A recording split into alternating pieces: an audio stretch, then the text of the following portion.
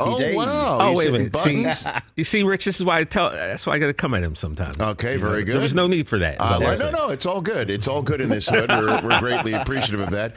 Chris Brockman just hit the start on our YouTube stream, so he's about to join us in his chair in just a few seconds right here on the Rich Eisen Show. Oh, there he is. Oh, that's it right there. Is that a lot of buttons over there? Very good. Rich, we're like the Bloods and the Crips today, red and blue. We're unity. Is what we're all about. I was unaware of that. I appreciate you doing all that. So, okay, very good. So, good to see you go over there, Chris Brockman. What you been up to there what's today? up?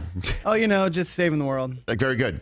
So, our YouTube stream, people can see us right now? Is that what's happening? We should be up on. Oh, wait, hold on. We should be up on YouTube. I want to double check that, actually. Okay, very good. We're just checking out all of that. Good to see. Very good. Yeah. No, we're up. Hey, what's up, everybody? 457. Shout Good out. to see you all. And we appreciate you all being patient with us here on this program today. 844-204-RICH is the number to dial. We already got people on hold. We always appreciate that.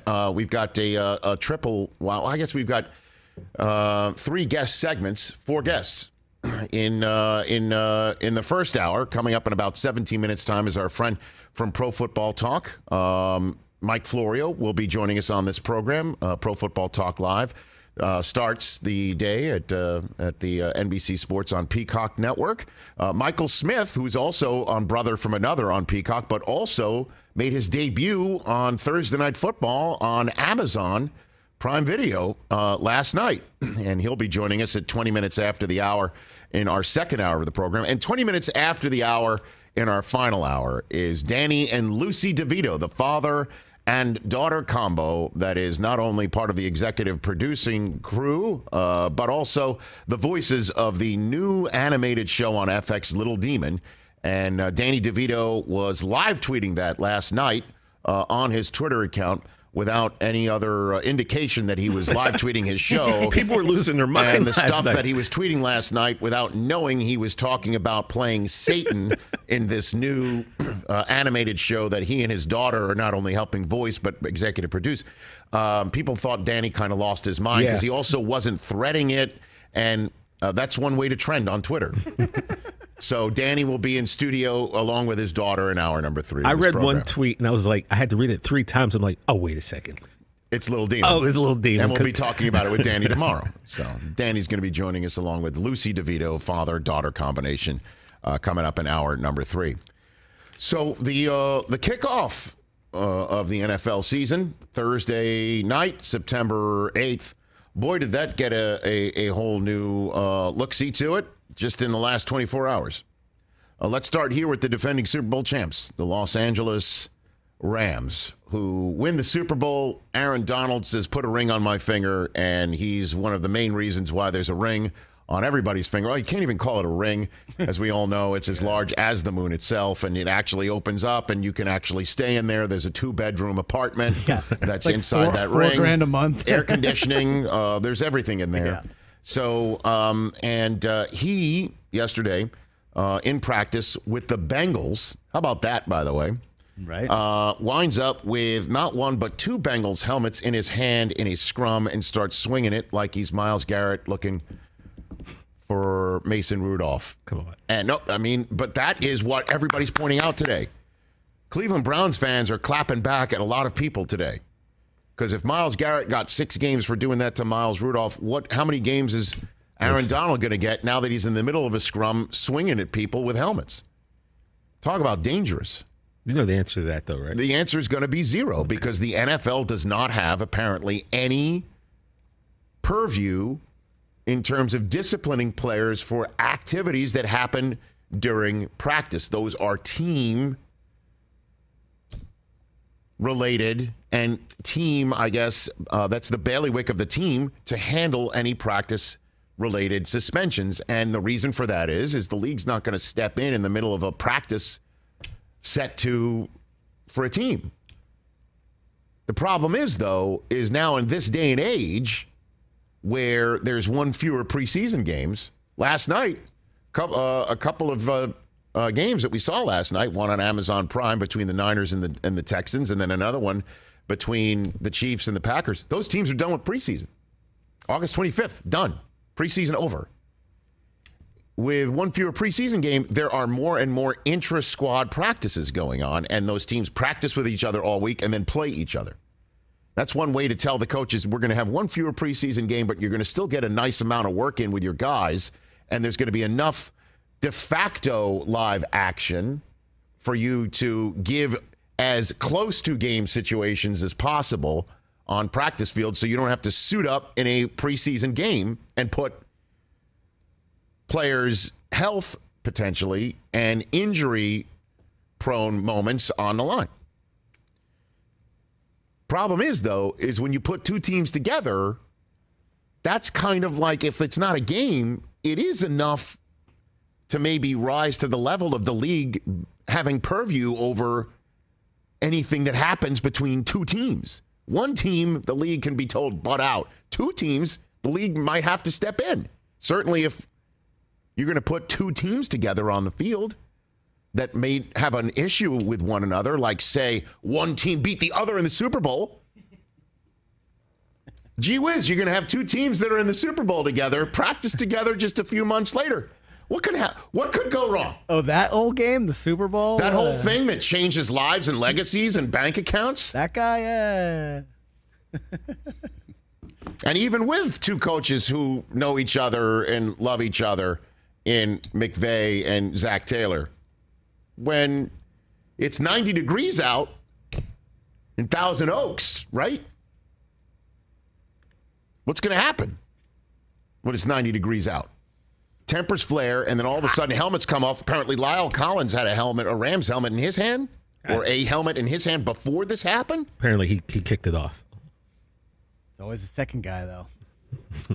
Well, the second guy happens to be the best defensive player in the league, with all due respect to everybody else. And a first ballot Hall of Famer who's going to get that jacket one day. Doesn't excuse what he did. Nope. I don't know what happened yesterday. This was Sean McVay afterwards. I would say this. I don't know what I was. I just see guys swinging, and some guys have helmets on, some don't. There's a scrum. You just never know what can occur. And my biggest concern is just unnecessary injuries, for people that we're counting on, whether it's for our team or the other team. But that's to me where, I care about these guys. And, especially when you start throwing punches with gear on, I've been enough of a meathead in my past that I've done some stupid stuff too. So I know how volatile and how fragile it is where you hit it the wrong way and then you break your hand, and it could affect a guy's chance to be okay, or God forbid somebody gets hit in the head with the helmet off. And so that was really just, I don't know what emotions I was feeling right there. I just was glad when everything got broken up, and my understanding was everybody's okay. And thank goodness for that. And that's a very level-headed response, to say the least, right there from Sean McVay. He's not going to suspend Aaron Donald. The Rams aren't going to suspend Aaron Donald. Why would they suspend Aaron Donald? It's not going to happen. Because it's the right thing to do? That is the right thing to do. But you're taking on the Bills and Josh Allen in 13 days. You're going to suspend Aaron Donald? It's just one game. Uh-huh. He should be suspended. We can all agree with that, right? Then Lyle Collins should be suspended too. Great. Right. And then we should just move on with our lives. Absolutely. And Browns fans are going to be hearing me kind of say that the Rams aren't going to do anything about it. The problem is Myles Garrett did it on a football field in front of the whole country watching, and the NFL has purview over that, and apparently the NFL can't do anything about this. They now should be able to. They should be able to step in here. Absolutely. They should be able to step in here. And if there's a rule against it, change it. To be honest. Yeah, it's dangerous. It's reckless. He should know better. And certainly if you're going to start having intra-squad, like maybe you make a rule where if it's one guy in practice against his own guys, you have to handle it, Rams, or fill in the blank. If you got two teams out there in an intra-squad practice, that's now a league issue. Man, and that is reckless, to say the least. Anybody out there swinging helmets. But as Sean McVay said, this is he's been a meathead before too. I don't know. Will the league step in? That's one of the things we'll talk to Mike Florio about in about 8 minutes time. When you say change it, then that's going to open up the NFL to having now to watch every practice. The NFL has to watch every player every day in the personal conduct policy. Everybody.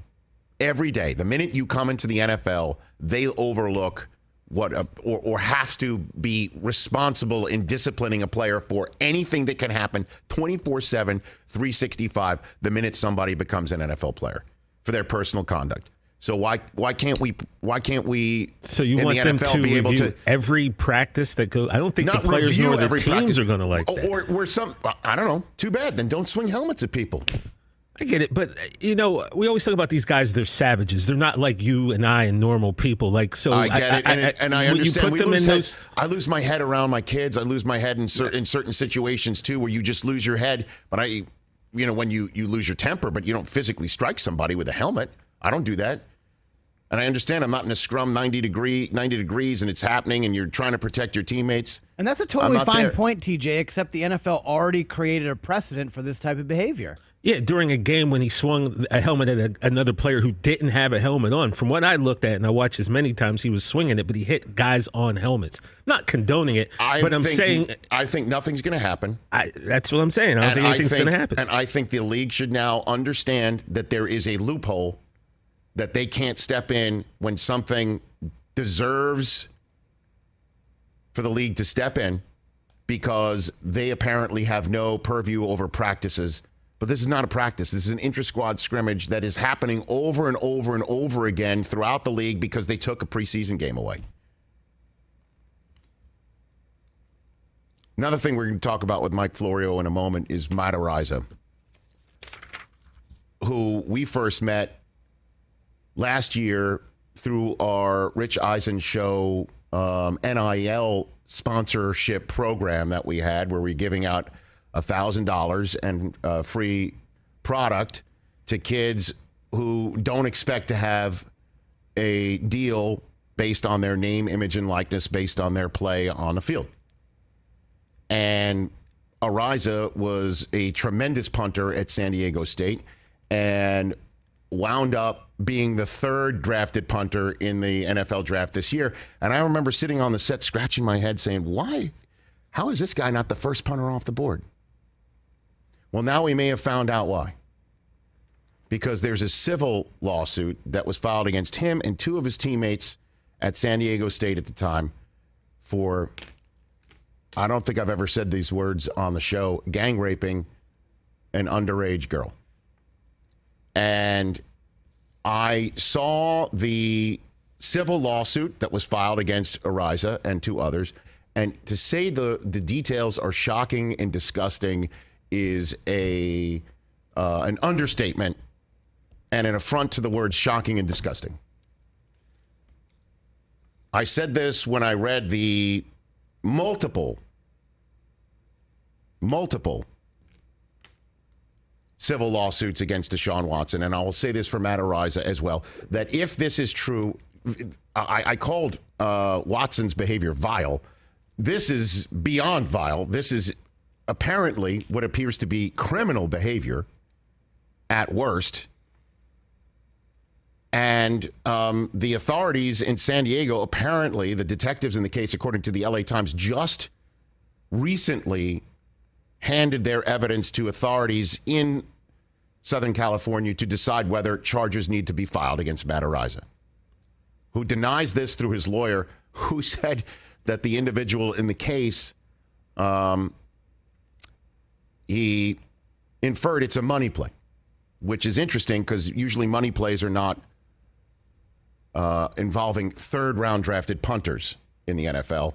And certainly money plays don't usually occur when somebody goes to the police the day after the incident, as the civil lawsuit lays out and the Los Angeles Times has reported. So based on everything that I am seeing, the Bills, who are playing tonight with Araiza on the team, I don't know what their recourse is other than to sit him down for sure for the time being while this is playing out. And cutting him sounds like a pretty damn good idea too, but I don't have all the facts in the case right now, but I wanted to just say what I'm thinking and feeling reading this. Outrage isn't just as a father and a human on the planet.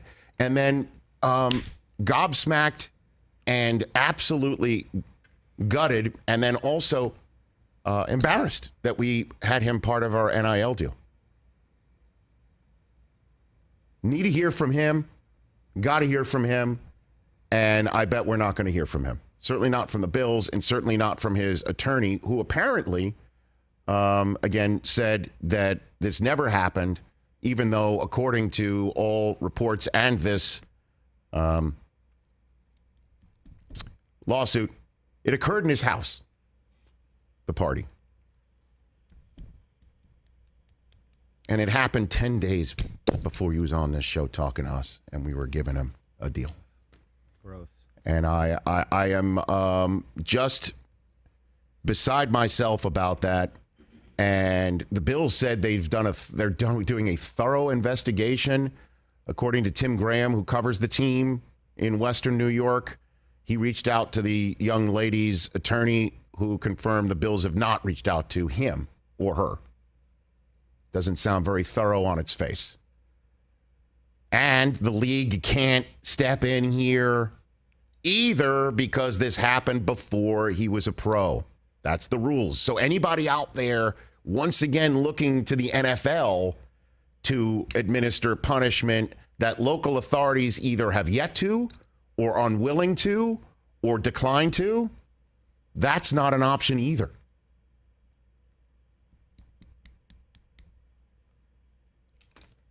So that's what's happening with the team that I said the other day I think can go to the Super Bowl this year. And this is what's going to be hanging around the team the entire time.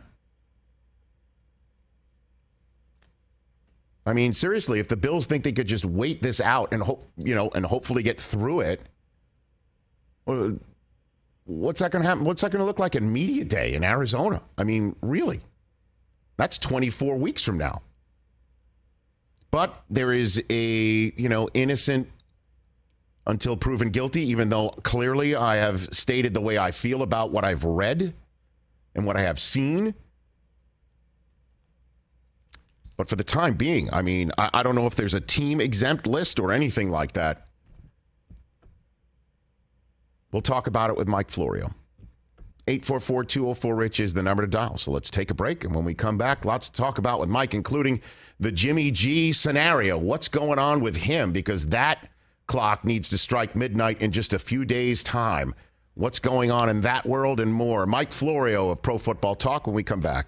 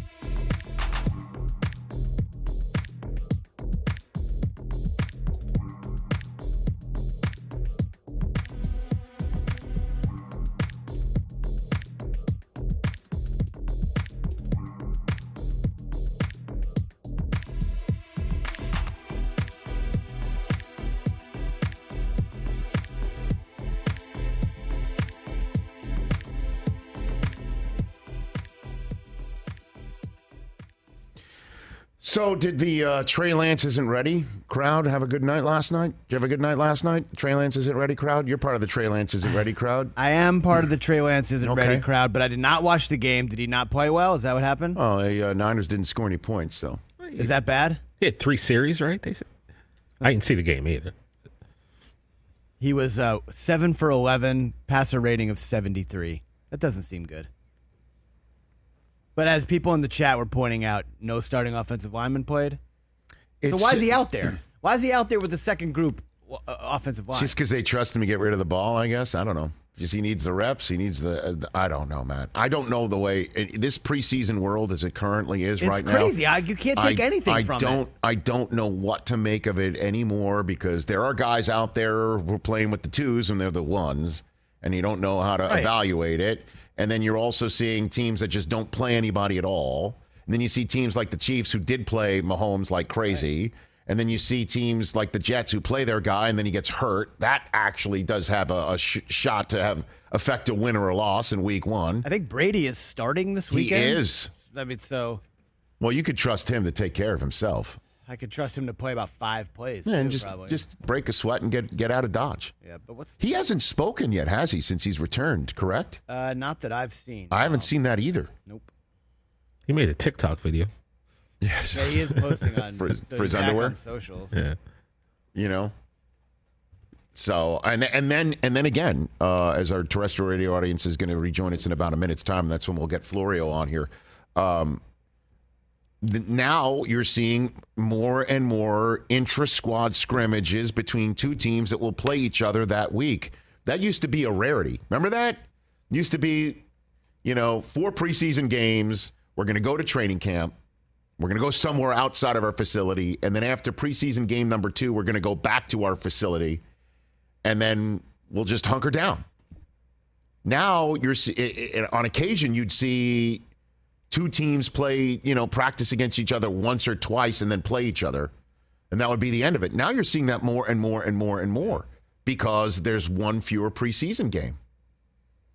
And now you've got 2 teams that got into a major scrum. And the NFL apparently doesn't have the jurisdiction to come in and suspend anybody. If you're leaving it up to the teams, they're not going to do that.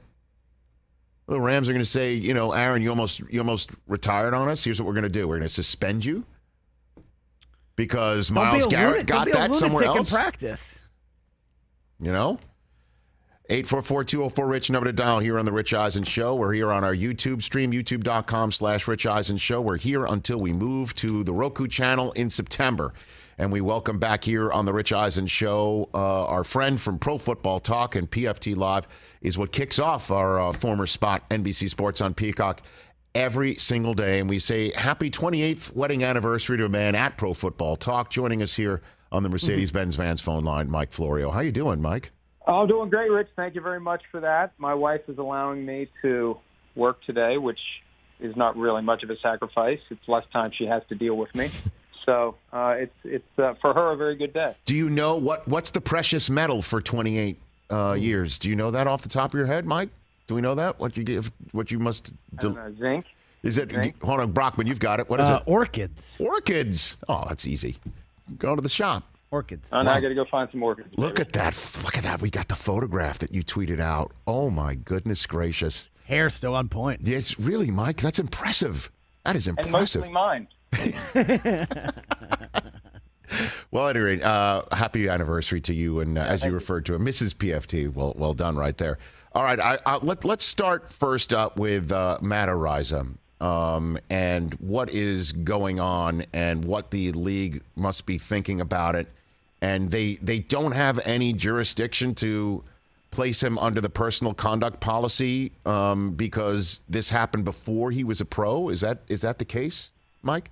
Anything that happens before guys drafted or signs an undrafted free agent contract is off limits. Now, if he would get in any sort of off-field trouble in the future under the personal conduct policy, penalties could be expedited or enhanced or both because of the past incident. Whatever the facts may be, it becomes relevant to the examination then. But if he never gets in any issues, it's never something that factors into what the league could do.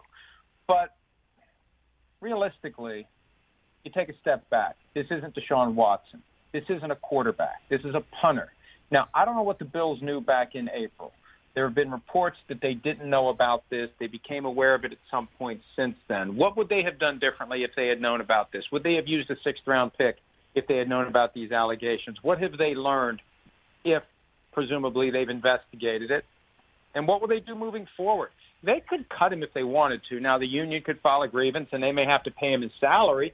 But if you believe, based upon the investigation that you perform, and the league has resources, the Bills have resources, if they come to the conclusion that they think this guy may be responsible for what he did, he's a punter.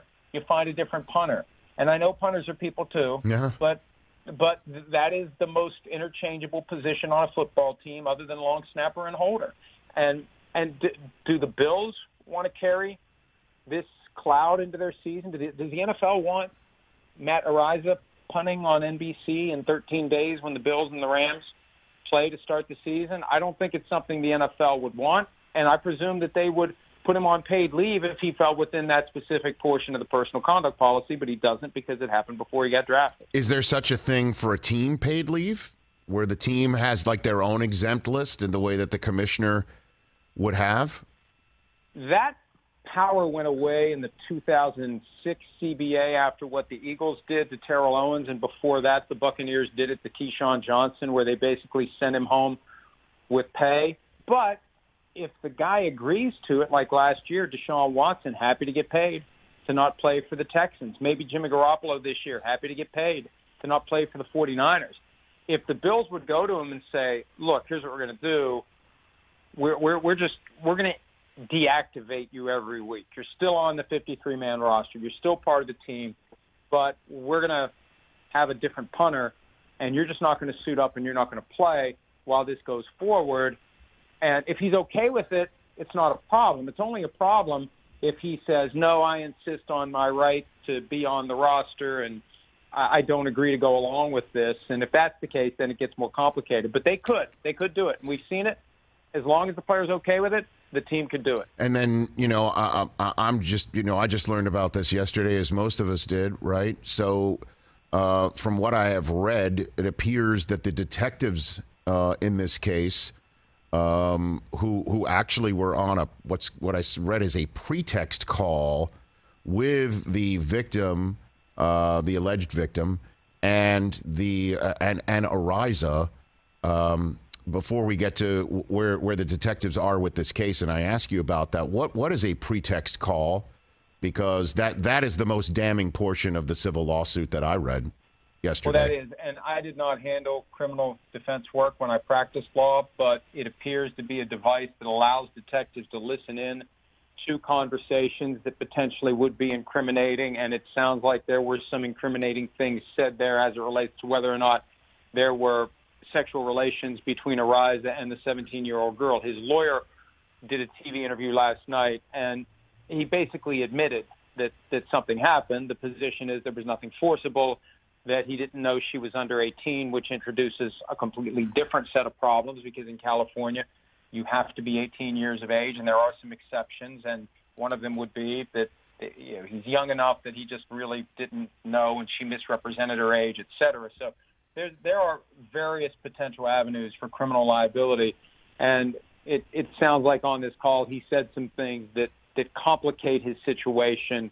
and things that could lead the Bills to become sufficiently concerned that they would take some sort of action about it. And then, according to the LA Times, the detectives just recently delivered their findings to authorities about whether now placing it in front of people whose decision it is to charge or not. So my question for you is, based on whatever knowledge you may have on similar circumstances, how long do you think does that take usually? Because I'm wondering if a team paid leave that Ariza would accept as opposed to being cut is a workable, for the moment, response. Do you think? We fall back to the same situation we were in with Deshaun Watson, where a grand jury potentially could be presented with the evidence. Would the prosecutor be motivated to get an indictment, understanding that eventually you have to prove guilt beyond a reasonable doubt? How aggressively would the prosecutor push for an indictment? Is there a mechanism for charging without a grand jury? So it all comes down to, ultimately, does a prosecutor believe that he or she can prove this case beyond a reasonable doubt? Prosecutors don't like to take on cases that they think they may lose, and they have incredible power and discretion. They're the most powerful individuals in any local justice system, more so than the judges, because the judges are limited by what's put on their docket. The prosecutors are the ones who decide what gets put on the docket and what doesn't. So that subjective assessment of the case, the belief in whether or not they can prove it beyond a reasonable doubt, that goes a long way toward determining whether or not charges are going to be filed here. And it obviously reaches a very different level if he would be indicted for some sort of felony crime under California law. At that point, he may not want to be on the Buffalo Bills. He may want to focus all of his time and efforts on preparing his defense, exonerating his name, and then, if he's able to, and then continuing his career at some point in the future. Mike Florio, Pro Football Talk creator and also author of Playmakers, where all books are sold, right here on the Rich Eisen Show. What do you make of the Aaron Donald helmet swing and the effects that it may have on the league's thinking, the Rams, the Bengals? What do you got for me there, Mike? It's amazing to me that the league has no authority over players who engage in misconduct in joint practice. When you look at the personal conduct policy, why wouldn't they? There's a specific provision in there that prevents violence or threatened violence in any workplace setting. And the way that we understand the personal conduct policy, it applies anywhere you are, on duty, off duty, any day of the year, any portion of the globe. If you do something that falls within any of those categories, you can and will be punished by the NFL. I think they should activate Judge Sue L. Robinson. I think they should propose a punishment. And if the union huffs and puffs, and if the union is able to pull some legal rabbit out of the hat, so be it. At least the NFL took a stand. Because, Rich, one of the first things Sean McVay, the coach of the Rams, said is, well, nobody was injured. Well, this time nobody was injured. Can you imagine getting hit by a helmet swung by someone with the strength and power of Aaron Donald? Sooner or later, one of these incidents is going to happen, and someone's going to have a traumatic brain injury, or worse. And what are they going to do then? Say, oh, we didn't think that could ever happen. Well, how many times do you have to see a guy swing a helmet like a weapon before you recognize that one of these days he's going to hit that guy in the wrong spot and there's going to be a serious outcome? And I think it's incumbent on the Rams and the league. The Rams aren't going to do anything about it. The only way the Rams would do anything about it is if the league says to the Rams, and I checked on this last night, the league has the power to impose punishment on the Rams for not controlling their guys. If the league would say to the Rams, here's what we're going to do to you if you don't suspend Aaron Donald, then maybe the Rams would do it. Maybe there's a way that happens. But I think something needs to happen here. It's a horrifying image. And I know it's Aaron Donald. I know he's one of the most popular players in the league, and I know the idea of him not being available 13 days from now for Bills-Rams would be disappointing to people. But look at what they did to Myles Garrett, and how can we say that what Aaron Donald did yesterday was any different, other than we don't have a clear shot of somebody taking a helmet over the top of their head like Mason Rudolph did 3 years ago. Mike Florio here on the Rich Eisen Show. Let's hit a couple of stories that have been out there for months, right? I mean, just sitting there, and we've been talking about it and ruminating about it and wondering what the eventual ending will be. And it seems like we're going to get an answer in the next couple of weeks, starting with Lamar Jackson's contract conversation. What's the latest on that with the Ravens and Jets set to play in a couple Sundays? This continues to be a situation where you've got two sides speaking two different languages because there's no agent to serve as the go-between between Lamar Jackson and the Baltimore Ravens. And I don't think they're going to get it done by week one. Now, after that, who knows? And there's a chance that the Ravens put their best offer on the table and Jackson realizes it's in his best interest to take it and to not continue to roll the dice with his financial best interests and the reality that he could suffer an injury that would make him less financially attractive in the future. It reminds me of what happened with Roquan Smith, the Bears linebacker. He represents himself. Who's there to have that conversation with the player when he's evaluating that last best offer from the team? Because I've heard this from many agents over the years. At some point, they'll say, I think I could get him more. He probably deserves more. But if this were my son, I couldn't tell him in good conscience to not take this. Sometimes you need that voice with experience, wisdom, and just a broader understanding of what potentially happens next if you don't take it. So there's a chance that he has that epiphany and decides to take their best offer. But if he doesn't, all bets are off moving forward, and they may never do a deal. After this season, who knows what's going to happen. But I think that right now it would be a surprise if they manage to work it out.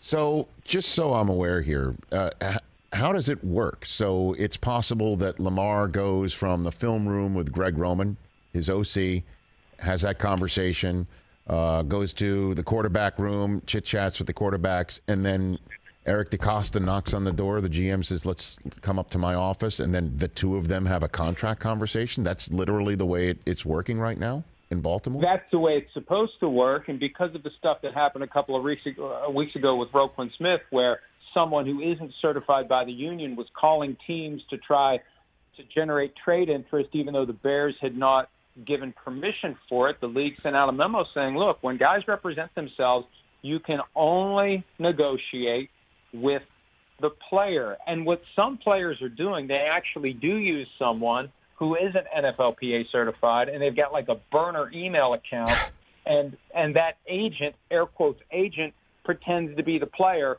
in the negotiations. Now, I'd like to think the Ravens are sufficiently astute that they're not going to do anything that could potentially get them in trouble with the league, but that just makes it more difficult, makes it even harder to try to get to an end result, given that at this point they're focused on week one. So they should be. And at some point, that's why it needs to end. And they need to stay focused on week one. I remember last year he wasn't interested. This year, at least, he's engaged, but without an agent. And I understand the arguments against it, but the argument for it is so clear. You're a football player. You're an expert in football. You're not an expert in negotiating. Hire someone who is, and you get the deal done that you deserve, and you can focus on the thing that you're best at. So you just feel the way things are talking right now, it doesn't get done, or you just feel that's the, it's a 12:01 league, right? 1 minute after midnight. Well, so could this be just that? What it comes down to is, what's their best offer? That's all negotiation is about. You're trying to coax the absolute best offer out of the person you're negotiating with. Once it's on the table, then you can evaluate it. If it's truly the best offer, there's always potential. There's a little bit more and a little bit more. But let's say the Ravens put their absolute best bottom line offer on the table early next week. They got a week before they're fully focused on the Jets. Here we go. This is it. This is all we're going to do. This is what we're willing to pay you. Take it or leave it. Then the question becomes, is he able to properly come to the conclusion that offer is better for him than taking $23 million this year and rolling the dice next year, either with a franchise tag from the Ravens or another team trying to trade for him, which is possible. Which level of franchise tag is exclusive and non-exclusive, and non-exclusive would let the team try to sign him to an offer sheet, and then the Ravens could either match it and say, thank you very much for getting him to agree to a contract. We tried for 2 years and we couldn't. Thank you for doing our work for us. And then they've got him under contract. Or they could not match it and take 2 first-round picks. So this can go a lot of different ways. And the other thing that can happen, too, he could have demands that they won't meet, and then as the season unfolds, they could change their mind and say, hey, we'll give you what you wanted. And if he's still willing to take that, they could get this done during the season. Just because he wants to get it done by week one doesn't mean that the door is forever shut. Well, I got a franchise tag as their backstop, too, for next year. So it's not like this is a do or die, but obviously they'd like to do it for various reasons. And hopefully he gets what he wants. I'm Mike Florio here on the Rich Eisen Show. The Jimmy G situation, walk me through the dates where clocks strike midnight and things have to happen and what the Niners are thinking, or Jimmy G. What do you got for me on that one? 4 p.m. Eastern, coming up in just 4 days. That's when the roster cuts to 53. Would they otherwise part ways with a guy that they want on the team? Cut him, he goes through waivers, he gets claimed, he's gone forever. Would they do that? Would they basically carry 52 guys on the roster and keep Jimmy Garoppolo after Tuesday? And I think they will, because they're still waiting for lightning to strike in the form of a starting quarterback getting lost for the season with another team a la Teddy Bridgewater 2016. So the next key date after August 30 is September 10, 4 p.m. Eastern. If he's on the roster at that moment, his salary locks in under the CBA. As a practical matter, it's guaranteed all year long, $24.2 million. Now, I'm starting to think they're crazy enough to keep him. And, Rich, here's my theory. I've been meaning to write this, and I haven't gotten around to it yet. Okay. I think they are seriously considering paying him at that rate every week through the trade deadline while they wait for that call to come. And we saw it 11 years ago. Carson Palmer, who was not going to play for the Bengals again, and the Bengals weren't inclined to trade him. Jason Campbell breaks a collarbone for the Raiders, and the Raiders cough up what it takes to get Carson Palmer 2 days before the trade deadline. So I think they could be inclined to pay him 1 week at a time, and then if we get past the trade deadline, it could be an OBJ situation where they say to Jimmy G, look, we can just keep paying you, but you can't play for anyone else. Or we'll cut you if you agree to take 40%, 50%, 60%, whatever percent of your remaining money. If you cut some of that debt that we owe you for your freedom, then that's something we would consider, and that's exactly what the Browns did last year with OBJ. And I think that's the end game. They hold if they're crazy enough to keep him beyond week 1, you keep him through week 8, through the trade deadline, and if you don't get an opportunity to trade him, then you work out a deal where he gives up some of that money on the back end, and he moves on and waits for an opportunity to try to play for a team at some point this year. But it's so different at quarterback than receiver. Because who are you going to play for? You're still waiting for someone to get injured, and are they really going to sign you and plug you in December or January when they have a backup who knows the offense and knows the personnel? I think that's a stretch. And they still have, if Lance gets hurt, right? Jimmy G would be there. That's all the more reason to kind of keep him on ice.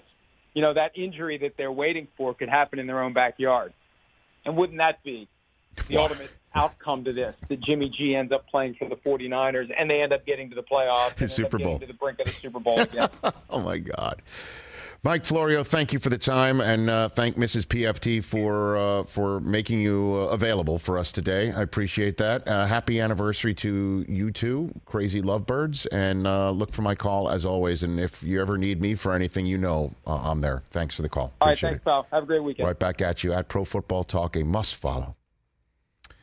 Let's take a break. Lots to unpack right there. By the way, there was a moment yesterday in practice.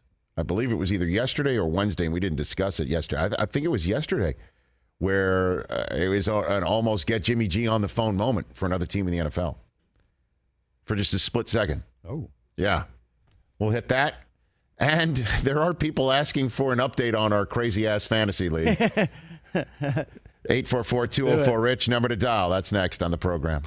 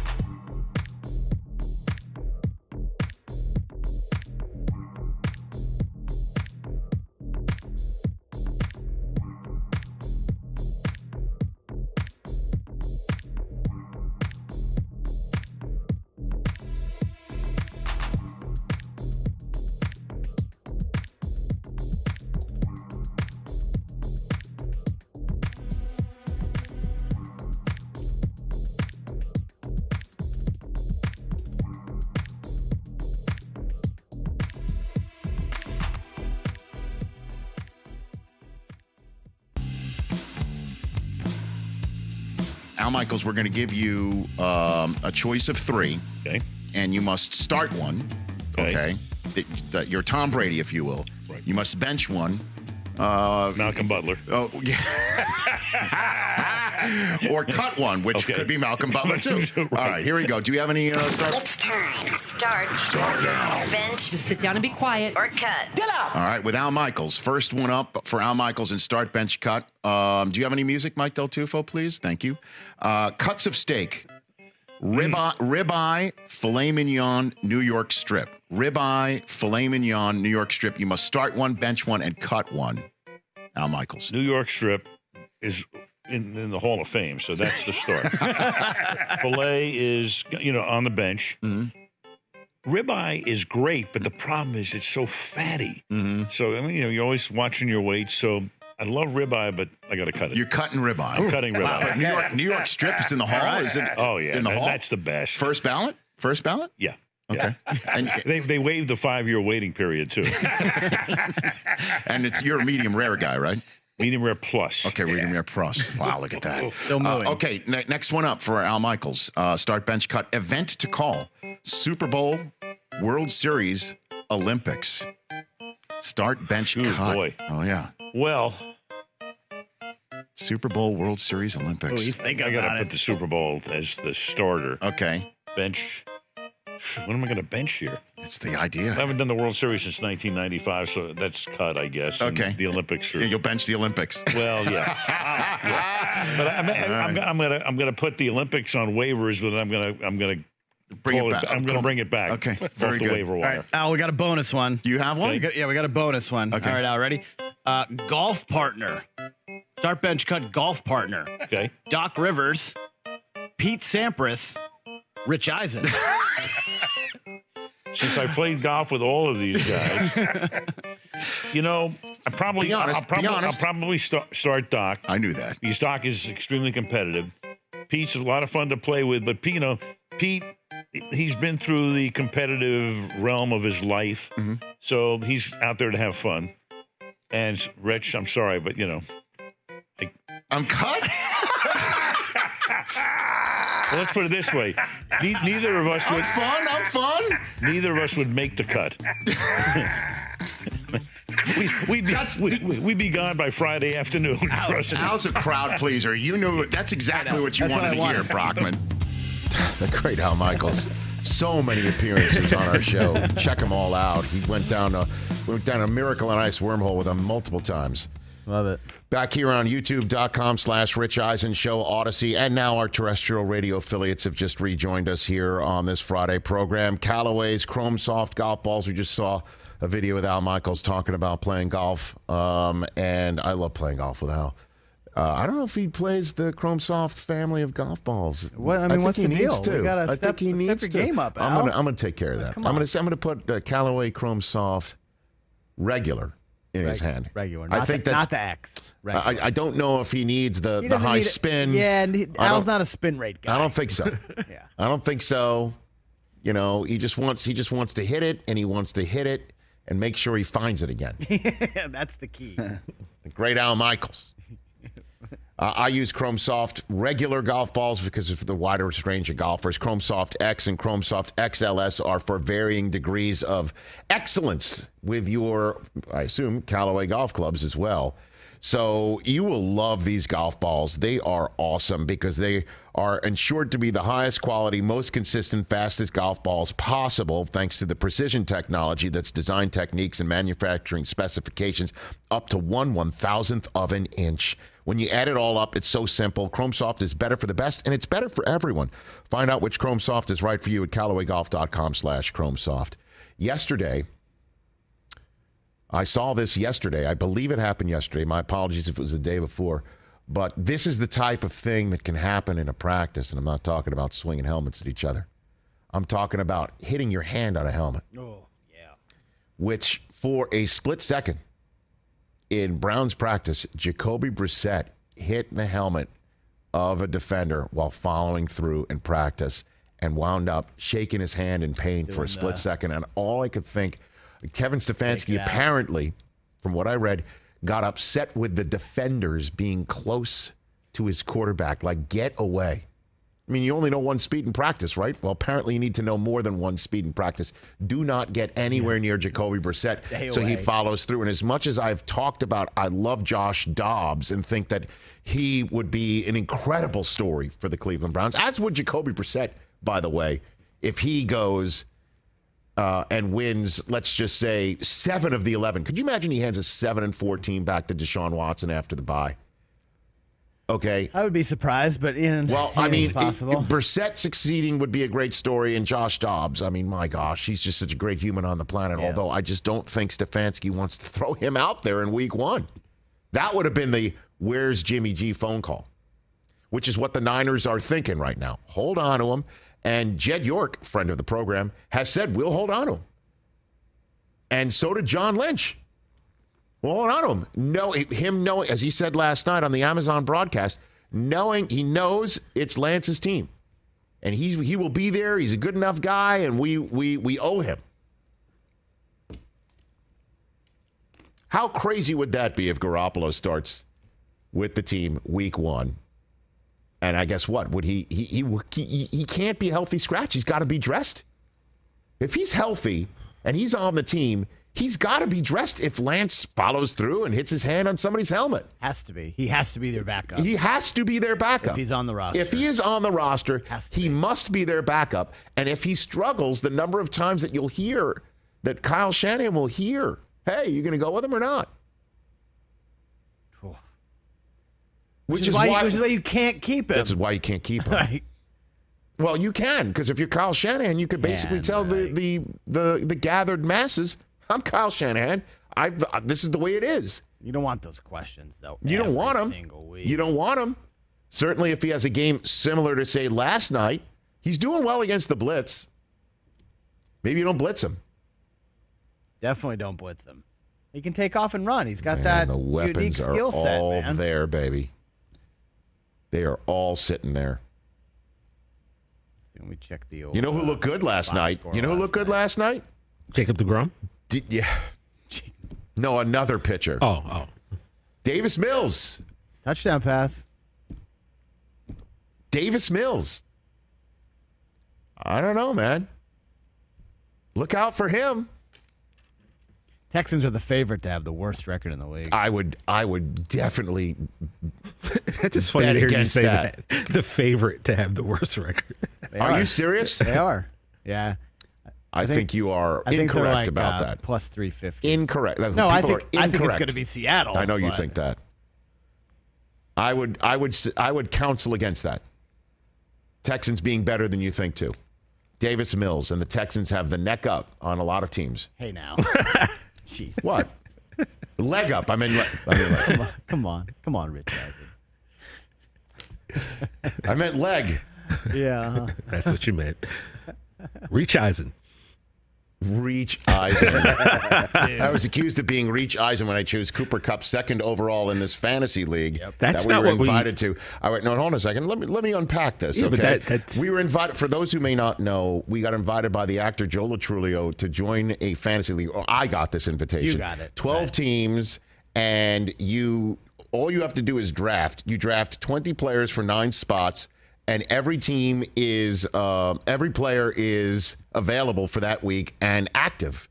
And then the computer at the end of the day chooses the best 9 scores based on 1 quarterback, 2 running backs, 3 wide receivers, a tight end, a flex, and a defense, no kickers. Right. And if anybody is hurt or anybody is cut by a team, too bad. There are no trades, no waiver wire pickups done. The team that you draft is the team that you have. 20 players, 9 spots. That's it. You got to have some depth. And the draft, everybody drafts in a snake draft. It starts once all 12 spots are filled. Yeah. And it's a 2-hour period to draft somebody. So if you go to sleep, you have to set your roster. You have to set your queue so you don't get auto-picked after a 2-hour period to get somebody that you don't really want. Right. But we learned that gets shut off overnight. We found that out over. Well, Yeah, I mean, so I'm still setting it up. Yeah. I asked you guys, you want to be the 12th team? Yeah, we're You in. beat Bobby Cannavale to the punch, and then we found out who's in it. It's Latrulio, it's Paul Rudd, it's John Hamm, and then a whole bunch of Brooklyn Nine-Nine guys, and then a whole bunch of other guys we don't know from their regular fantasy league that they have together. Right.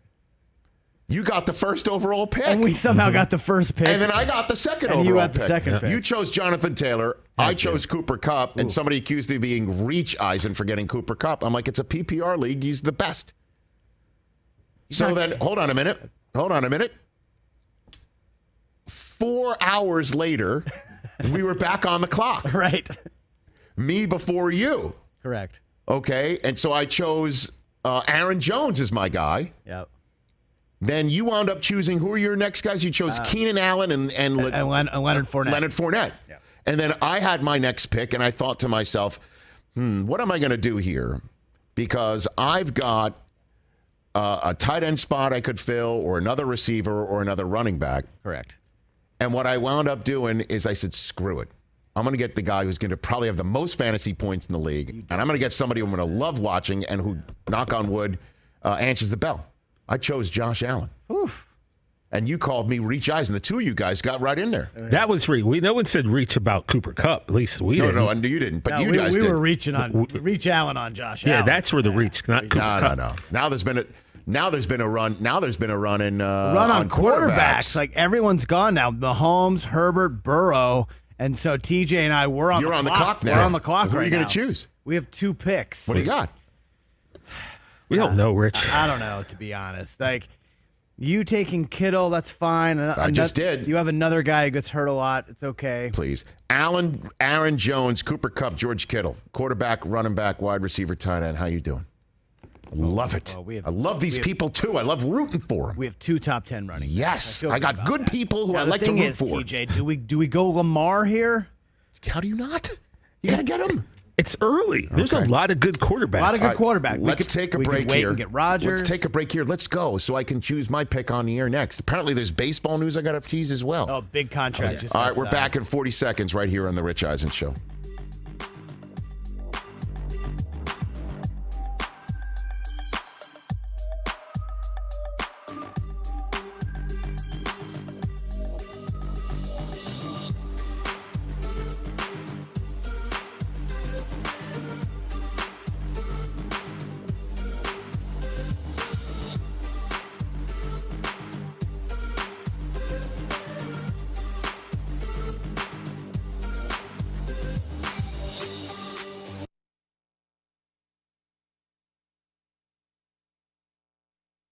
This is the Rich Eisen Show. Here's what I would like to do.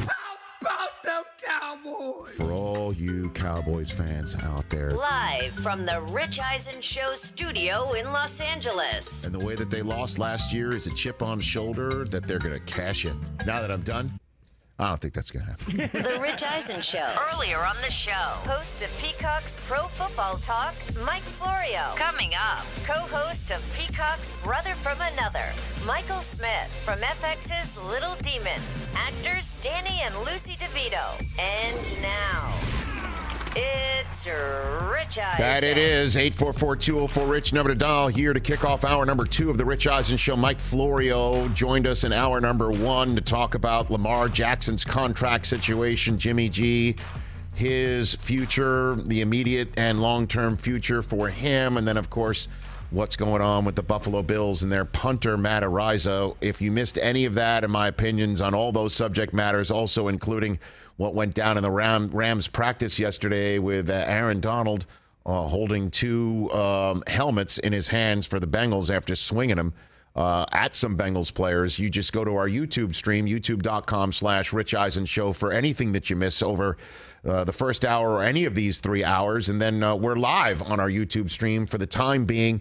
September is when we will join our friends, our new friends, on the Roku channel. You can watch the Roku channel and the Rich Eisen Show on the Roku channel on any Roku device, Fire TV, or select Samsung televisions.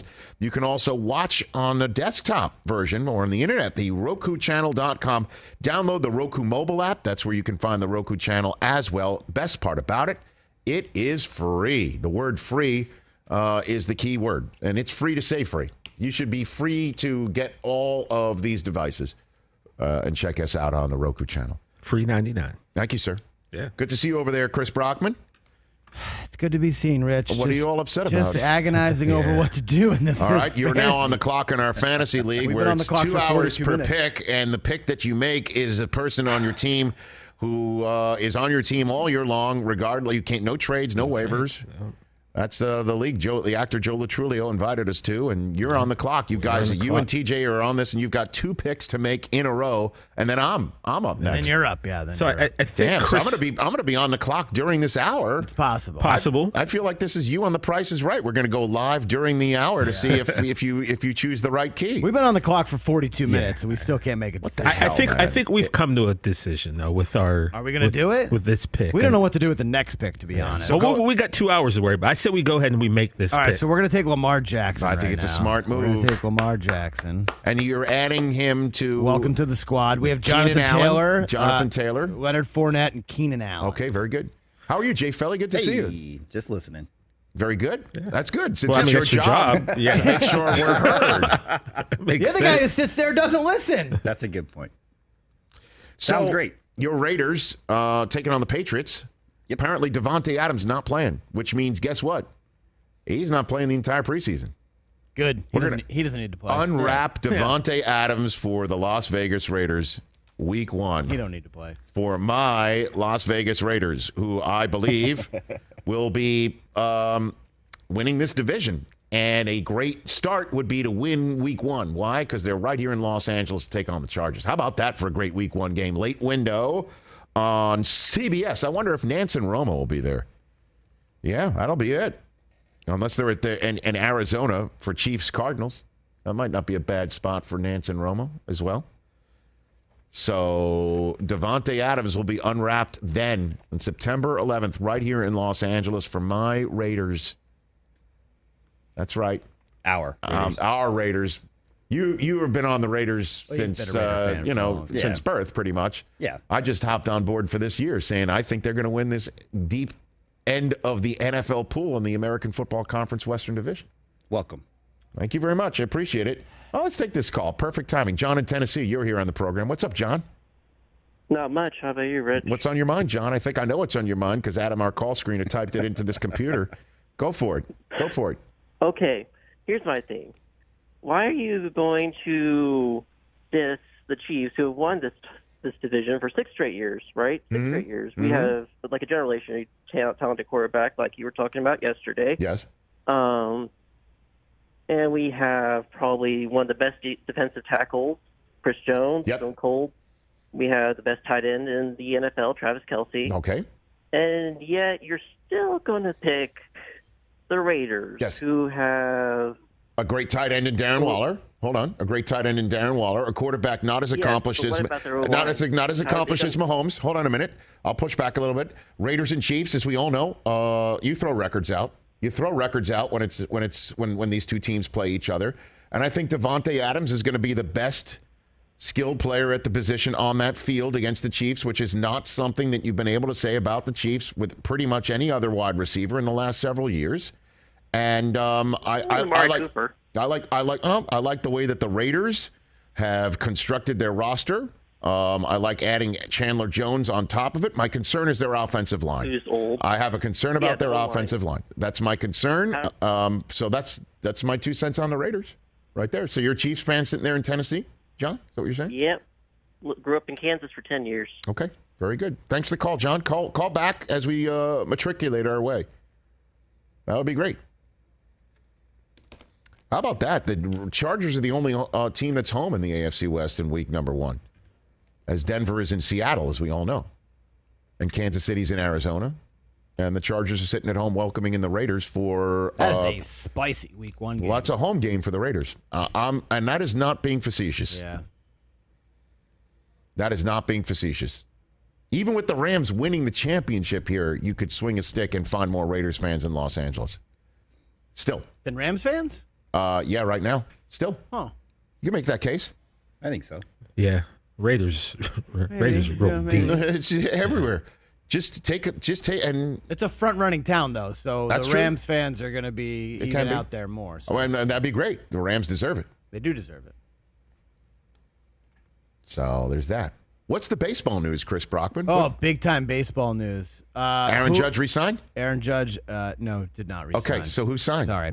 One of the best young players in the game. He won the home run derby. Did he win the home run derby? No, he almost won the home run derby. Yes. Julio Rodriguez, massive extension with Seattle, $210 million guaranteed over 14 years. Has the ability to grow to well over $400 million, according to Jeff Passan. Includes player and team options. Okay, so Aaron Judge will point to this and say, "I want better than that," even though he's 30 and Rodriguez is much younger. I would not give Aaron Judge this deal. Well, not 14 years. He doesn't obviously 14-year deal. No one's going to sign a 30-year-old to a 14-year deal. How about we cut that in half and keep the money the same? Cool. I wouldn't do that either. If you're the Yankees, Nah, dude.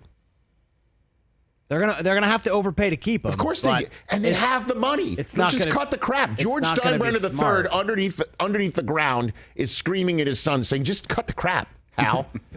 Cut the crap, Hal. You and Jerry Jones are naming stadiums all over the world. You make more money probably off of that than the Yankees. Cut the crap, Hal." But is he ever going to replicate this season? This is as good as it's going to get. Why would you say that? How do you know that? Well, the last time he was this good was Never. 6 years ago. I know. I mean, He's out of his skull right now, and he's just going to only get better, and he's a great face of the franchise. And over. Yankee fans don't want to hear another second about it. maybe 3 more Another good years, and second then about it's it. going to be bad. It's Stanton's gonna be... Stanton's back. They're putting up double Oh, you're digits on back? the You're Porays. back? Oh, You're we're baseball? You're back? Yankees have won 4 games in a row. Wow. He's I back. can't What tell else you need to sometimes. know? He's back. What else do you need to know? You're kind of sounding fair weather, and I know you're not fair weather, I've but got a you're new- sounding fair weather. Why? right? Because I say that I stopped following baseball. Because you were in, and then you left, and then That's you all came good. back, and then you That's not left I didn't again when run things anywhere. I've been just- watching the entire time, living and dying. Please, Look, I know. I'm Mostly just dying. saying. please. Stay here. Stay as long as you can. Thank you. love of God, cherish Throw the Billy Madison clip for That that? was it Yeah, I right kind there. of took a guess Oh, on that one. I was hoping that was let's right. Let's not take guesses Yeah. anymore, please, will you? But that was Billy Madison. label Fire. stuff. You're playing with worked out. fire. You're going to be here more often than Mike in the next Yeah, so month. just redo Can it. you just relabel everything? Relabel everything. I've started. I'll get to it. Yeah, but then he's going to have to relate. Mike's not going to You know know how bad where that'll the be when findings he's are. Yeah, here. but you give him. I know you, Jason. You can give him a sheet. Give him a cheat sheet. Come on, guys. You can put it together. I'd be really. All right, so kind of want to mess congrats with to Mariners fans, Yeah, where the big time. Mariners That's are cool. spending on a player that they have fallen head over heels for. homegrown. Hold on to him and see what you got. Make the playoffs and let's start winning some baseball games until you face the Yankees, or if you face the Astros, get them out. Get them out. Will somebody please take care of the Astros for the So Yankees, because the terrified. Yankees ain't taking care of the Astros themselves. Nobody. Because for some reason, Aaron Boone's smart guy, right? Smart guy. I'd say he's a smart guy. He's been around the league. He knows how to. He's he been knows- around. He knows how to make some big time plays. Okay. One time. That's all you need. That's all you need. He knows what he knows. He knows. The guy knows. He's a savage. He's a savage. Okay. And his guys are For savages. some reason, they just forget how to pitch to Altuve. Or Bregman, those guys. Or Alvarez. Keep going down. Yeah, just keep oh, going my down God. their rosters. Oh, my God. And then Verlander. Pitching like Cy freaking Young. Again. Hall of Famer, first ballot. Somebody take care of the Astros. No question. See how I made it about myself when there's big news about the Mariners are 2.5 in front of. Well, how about the Orioles not going away? It's a unique ability. that How you about the have. O's? How about the O's They're not really going good. away? They're really good. I think you got to stop going higher register on them. They're 6 over. Yeah, they're really good. I mean, they just keep finding ways. The cardiac kids. They find I know, ways with kids to that win. you never heard of. One of them hit. One of them tied the game on his first career home run with 2 outs in the ninth on an 0-2 pitch. Down to their last strike. I can't name a single. Then they won. player Then on they beat the White Orioles. Sox. Can you name a single Oriole? Of course I can. I can. Cal Ripken Jr., No, Eddie stop Murray, it. Brooks Chris Davis, Robinson. does he still play first No, base? Brady They still pay Anderson. him? Ben Stop it. McDonald, remember him? Yeah, Jim Palmer. It's Albert Bell's birthday. Didn't he play for the Orioles for a second? Very good, guys. Great baseball Kyle Ripken conversation. Sr., Billy Ripken, blank Greg face. Olson, the catcher with 2 G's. Terzo in Iowa, all rise, all rise. The counselor is here on the program. What's up, Terzo? What's up, guys? What's going on? Terzo. Good to talk to you again, my man. Hey, I missed you guys the first couple of days. I didn't know you made the transition over to YouTube, and you're making the move over to Roku, man. That kind of threw me off. Yeah, no, we're in our temporary home for the moment. You know, it's our rental, but it's a heck of a rental. We're very happy, and then they're building our new home right now on Roku, and then we'll move in September. It'll be great. Hey, man, I love the rental. The chat row has been hilarious. Yeah, I know. Brockman, I'm seeing some of it. Do that. It's hilarious. I don't understand. Somebody just said only Mike Greenberg will admit that he's a Jet fan. Are you freaking crazy? Wait, what? Somebody just wrote that. Get out of I just saw that. Also, Mike Greenberg hasn't been Only on the air Mike for Greenberg months. will admit he's a Jets fan. Where is Mike Greenberg? Yeah, exactly. That's the whole entire point. Mike Greenberg has literally been off the radar until you just mentioned him right now on TV. No, that's not true. What's on your mind, Terzo? What's going on? Hey, man, so we all made it out of Chicago alive and well. Trey Lance and everybody just trying to hit on him. It's a couple series, right? And if you're going to be the Niners, this is the thing. This is what we have to look for. We need to see consistency throughout games, right? Not just a quarter, 2 quarters. We need to see it. There has to be a little bit of life that breathes into this idea that we have. Now, keeping Garoppolo, I do believe the best insurance policy that we have, and I actually think the Niners will do it, is they're not going to flinch. The league is at this point waiting for them to just cut him. We're not going to flinch. We're going to pay him the money because he's got us to a Super Bowl. He's got us a throw away from winning a Super Bowl. He's got us to an NFC Championship game again where we should have won unless a ball was dropped. And I think that we have a good opportunity to keep him in the wings. I know everybody's going to hate the whole fact that I'm saying this, but I think that's a great insurance policy. Okay. It is. You're everything you just said made complete sense, Terzo. I hear you, but this is Lance's team, man. I mean, that's it. That's it. And thanks for the call, Terzo. I'll just repeat once again here for those in the back who may not have heard me for the last several months. When you make a trade like the Niners made for the 3rd overall pick in the draft and draft a young quarterback who is not just young but green, okay? Who hasn't played football in a while, and you then sit him for the first year and then see the quarterback who's still there, who was absolutely deposed as the long-term quarterback for the team the minute they struck the trade to go up into the 3rd overall position of that draft in Cleveland. The minute they struck that trade, Jimmy Garoppolo was done as the long-term quarterback of the San Francisco 49ers. Done. So now comes the time where they gotta turn to Lance. That's it. If it was Mac Jones, if it was somebody else, they would have turned to him maybe sooner. I don't know. But they saw something in Lance that we're going to see in short order 2 Sundays from now in Chicago.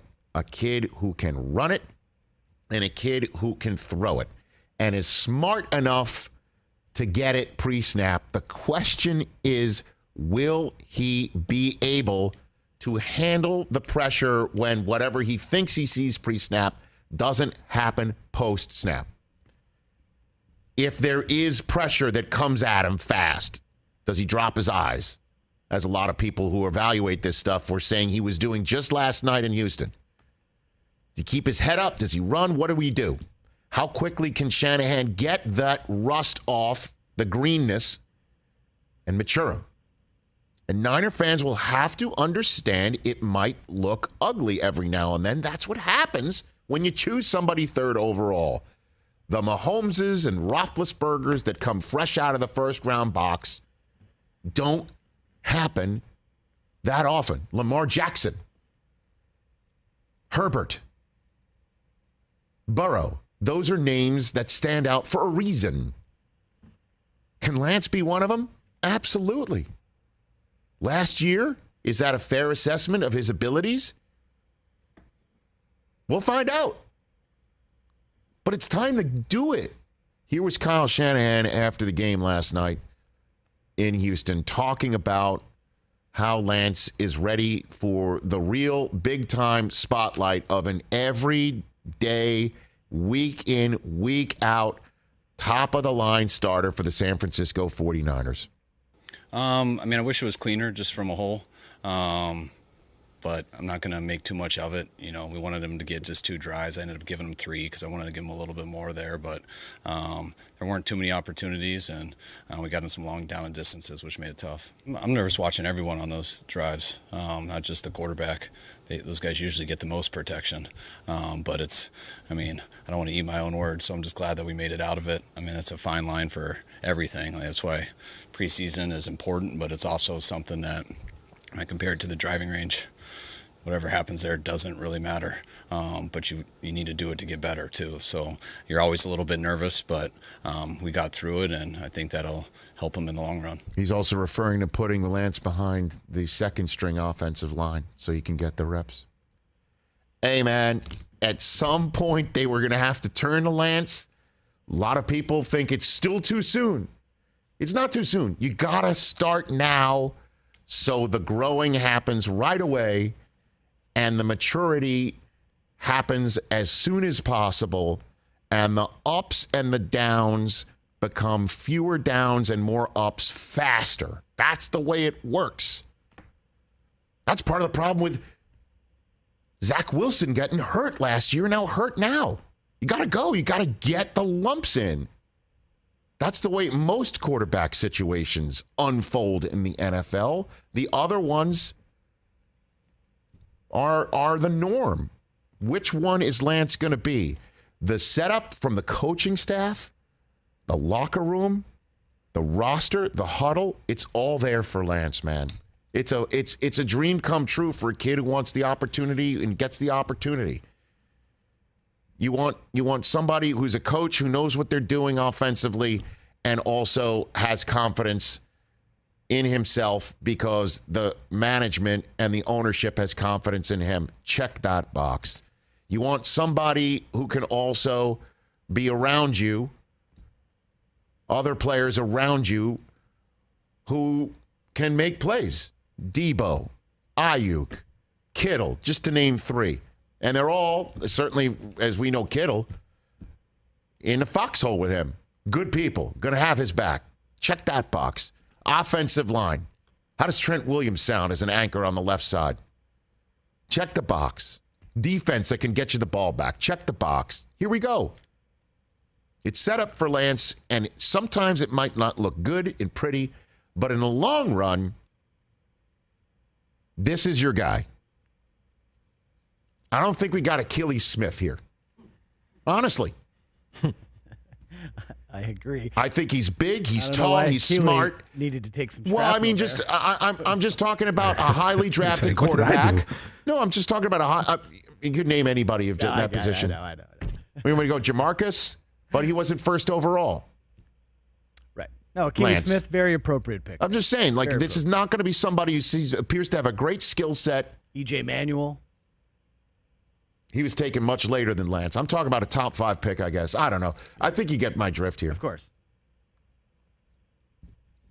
I didn't have Ikili on my Friday bingo card. Nor did I have the I'm going to cape for Lance one more time here. But it's just because now it's go time. Niners are done with their preseason. It's go time. They're going to be in Chicago in a couple of weeks. Not a bad place to start, too. I know Roquan Smith is going to be hungry, and the defense of the Bears is the more accomplished unit, one would think. They should go in and get a win, and Lance should look the part. There'll be ups and there'll be downs because the kid is going through it the first time. So when he goes through it the second time, you can win a Super Bowl. Yeah, I said the words. Let's take a break. Our friend now of Amazon, Thursday Night Football, Michael Smith will join us next on The Rich Eisen Show. So much to chat with him. Always a great conversation when Michael Smith's on the show, as he will be shortly.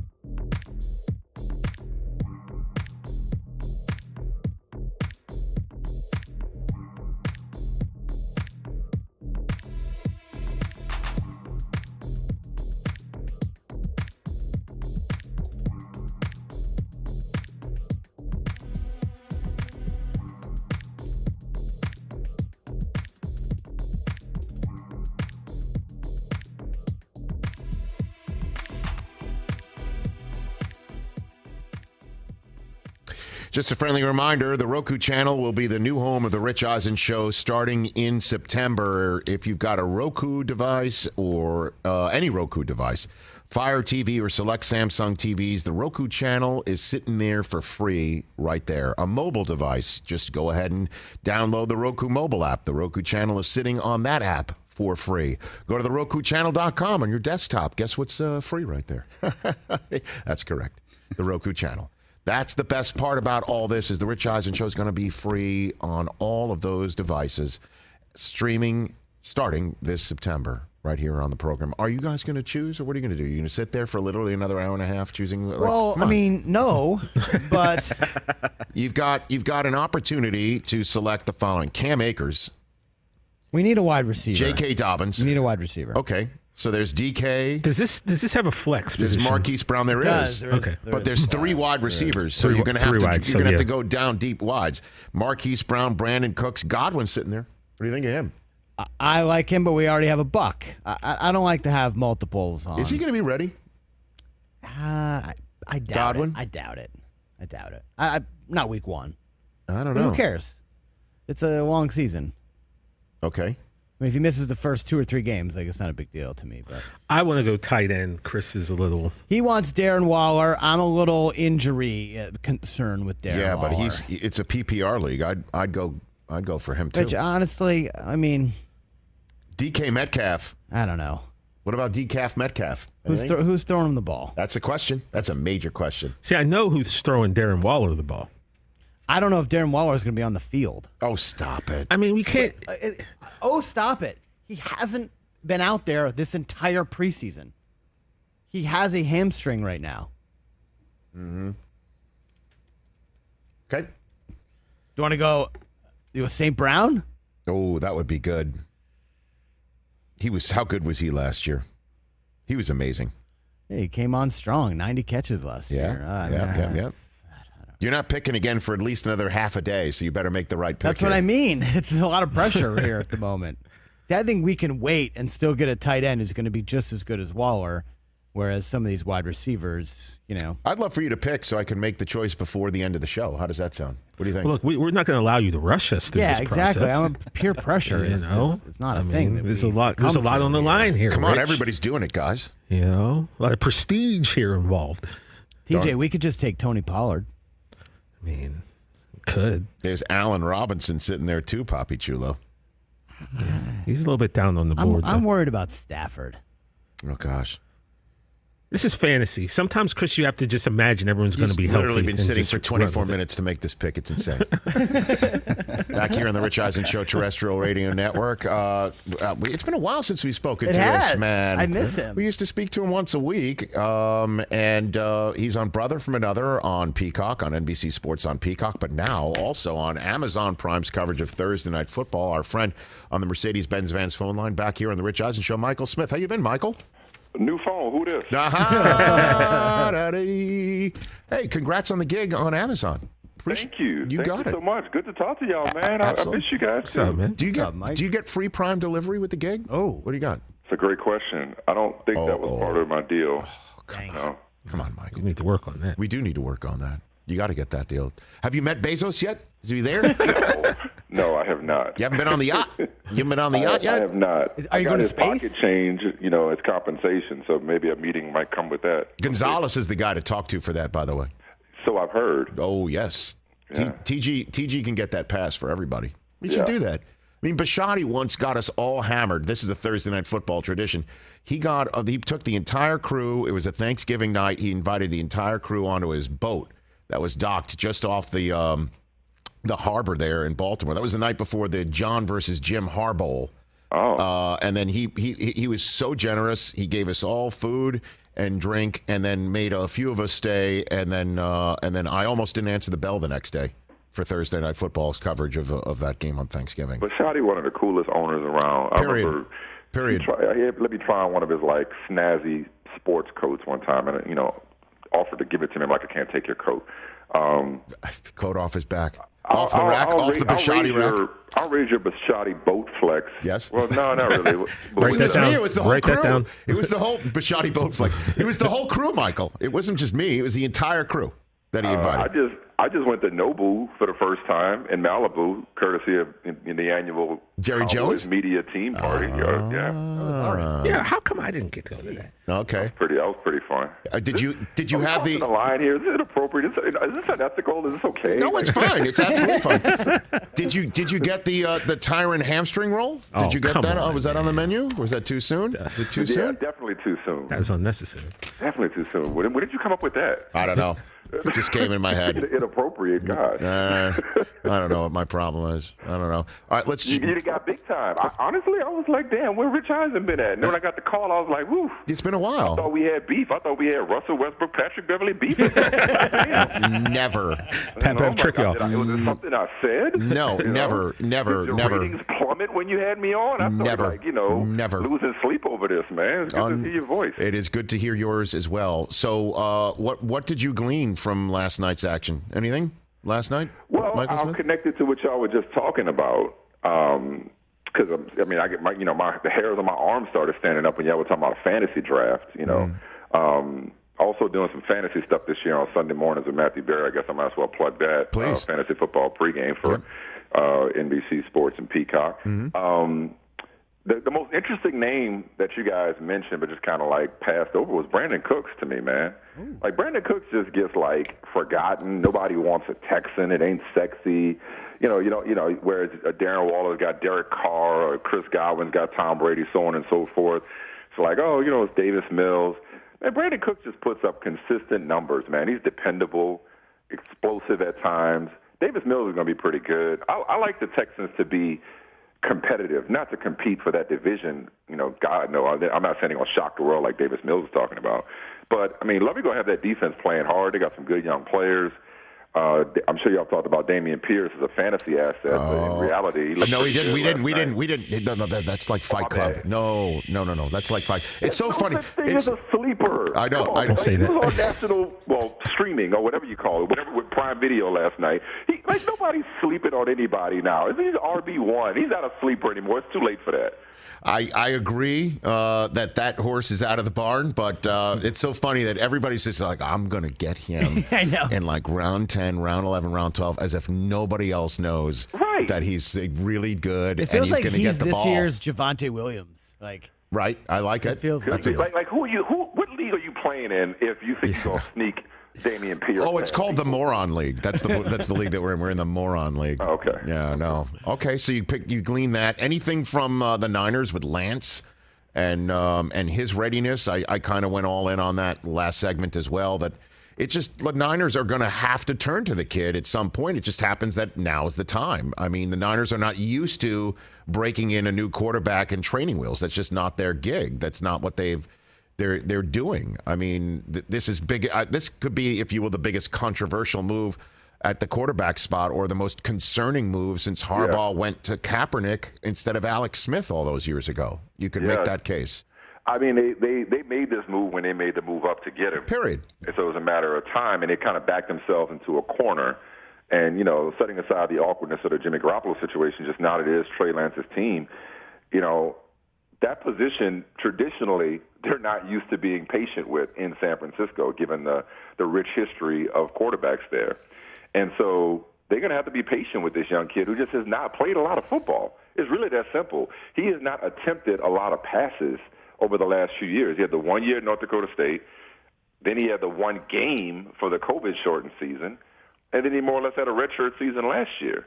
Like, you know, there are some aspects of his game that is just going to take some time to develop. I was in the green room last night with my new teammate, Ryan Fitzpatrick, and his head exploded. There was a throw that Lance had over the middle that was just, it was just fundamentally poor. It was a completion, but the receiver shouldn't have the opportunity to run. This is for a team that I believe was at the top of the league lead when it comes to yards after the catch for its wide receivers. They thrive off of yards after the catch in that offense. And he just threw it was a poorly placed throw that did not allow the receiver to make as much of a play as he could have had it been a more accurate throw. He's just got a long way to go for a team that has for the last few years, when healthy, has had a Super Bowl roster around it, to say nothing of the issues along the offensive line. San Francisco, I think, could be in for maybe they're one of those teams. Maybe they're one of those teams that gets better late in the year, but early on, I feel like it could be rocky. Michael Smith here on the Rich Eisen Show, fresh back from Houston, where the Texans and the 49ers played a preseason game on Amazon Prime. It was great to hear Al's voice last night as well, right here on the Rich Eisen Show. So let's just switch gears a little bit here. What did you make of the sudden genie placed back in the bottle by the Brooklyn Nets, and that Durant is now back in the fold, and everybody left, as Shams Charania told us this week, left that meeting energized, and they're going to go try and put that great roster on paper into practice on a court. What do you think of that? Yo, it's so crazy how long it's been since we talked and how much has happened. Right. And then not happened in Brooklyn. You know, man, I'm going to choose to look at this as a positive, because when I first heard the story, because I was on the road, I was in Indianapolis on Monday. I went to Indianapolis Monday night, so I spent Tuesday with the Colts, Wednesday with the Bengals, missed the Fight Club yesterday, and then went to Houston. So I was on the road when I heard that all was well in Brooklyn, and I rolled my eyes at first. But then I just said, you know what, KD, thank you. Thank you for making our summer interesting in a way that it ordinarily would not have. Thank you for contributing to society, or more accurately, contributing to the news cycle, giving us free content. So I want to say I appreciate KD, but at the same time I'm annoyed with KD, because that just shows, like, yo, man, your trade request wasn't that well thought out. It's like, because if you're going to make that trade request, you can't just go back and be like, you know what, never mind.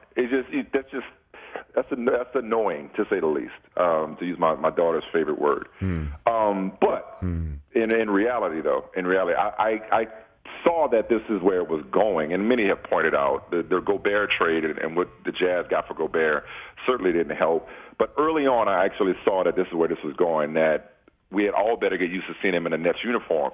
Because KD, at the end of the day, and this is kind of on brand, not necessarily the wishy-washy part, but he's going to play basketball. He's not a dude that's going to pull a James Harden and show up and throw basketballs at people, or show up out of shape, or show up not wanting to play.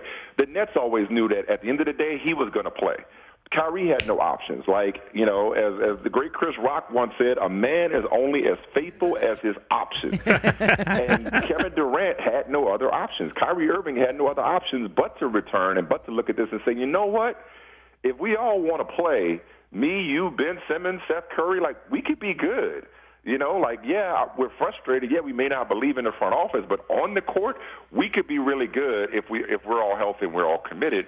And so it was the wise choice, even if the initial trade request seemed rash and ill-advised, especially if you're not going to follow through with it and say, you know what, trade me or else. Well, what is your or else? He was only going to go so far with this. Well, I mean, not to cross streams with politics and everything else here, but you know, definitely cross the stream. No, I'm just saying, like, I would love to see the unredacted conversations. Oh, well played. You know, I really would. I'd love to see it because Kyrie says I'm staying, and then Durant says I'm going within 48 hours of each other. But we're told that those are two mutually exclusive decisions, that they're not connected to one another. It's just guys figuring they have to do what they have to do. Yes. And then Durant says, I want the front office out and I want the coach out. And the owner's like, no.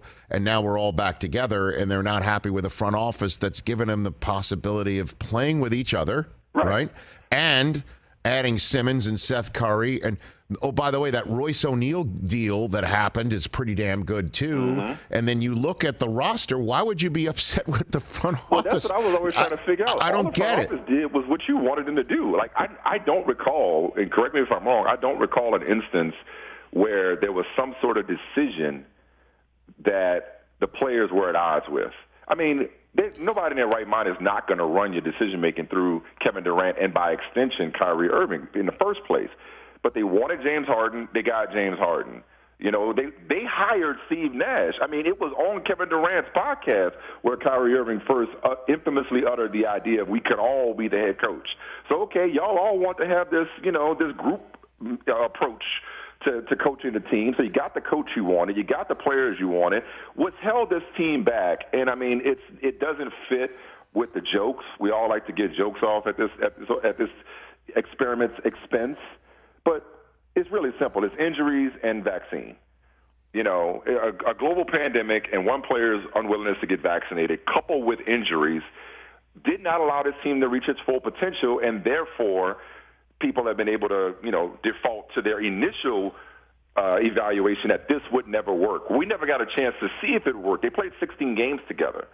But, yeah, I'm with you. I never understood why there was beef with the front office, because the front office didn't tell Kyrie Irving not to get vaccinated. The front office didn't tell, you know, James Harden to jump ship again. The front office didn't get hurt. I mean, it was all silly, and I just wish people would think things through before they decided to go to the extreme of trade me and then double down and say it's me or them. I mean, I guess you can come back from that if you're Kevin Durant, because the organization going to say no thanks. Right, because you're Kevin Durant as well. Yeah. And then, you know, the front office was aggressive enough to get Harden, and then aggressive enough to know if it wasn't working to get rid of him and get people that could not only help them right then and there, but maybe for the future. And then, so that's the whole thing. I don't understand. That's why I said I want the unredacted, you know, conversation. Like, what has been? Like, how did they squash? How did they do this 180? That's a hell of a sales job. I know. And then how big? How deep is this iceberg underneath the Brooklyn waters here?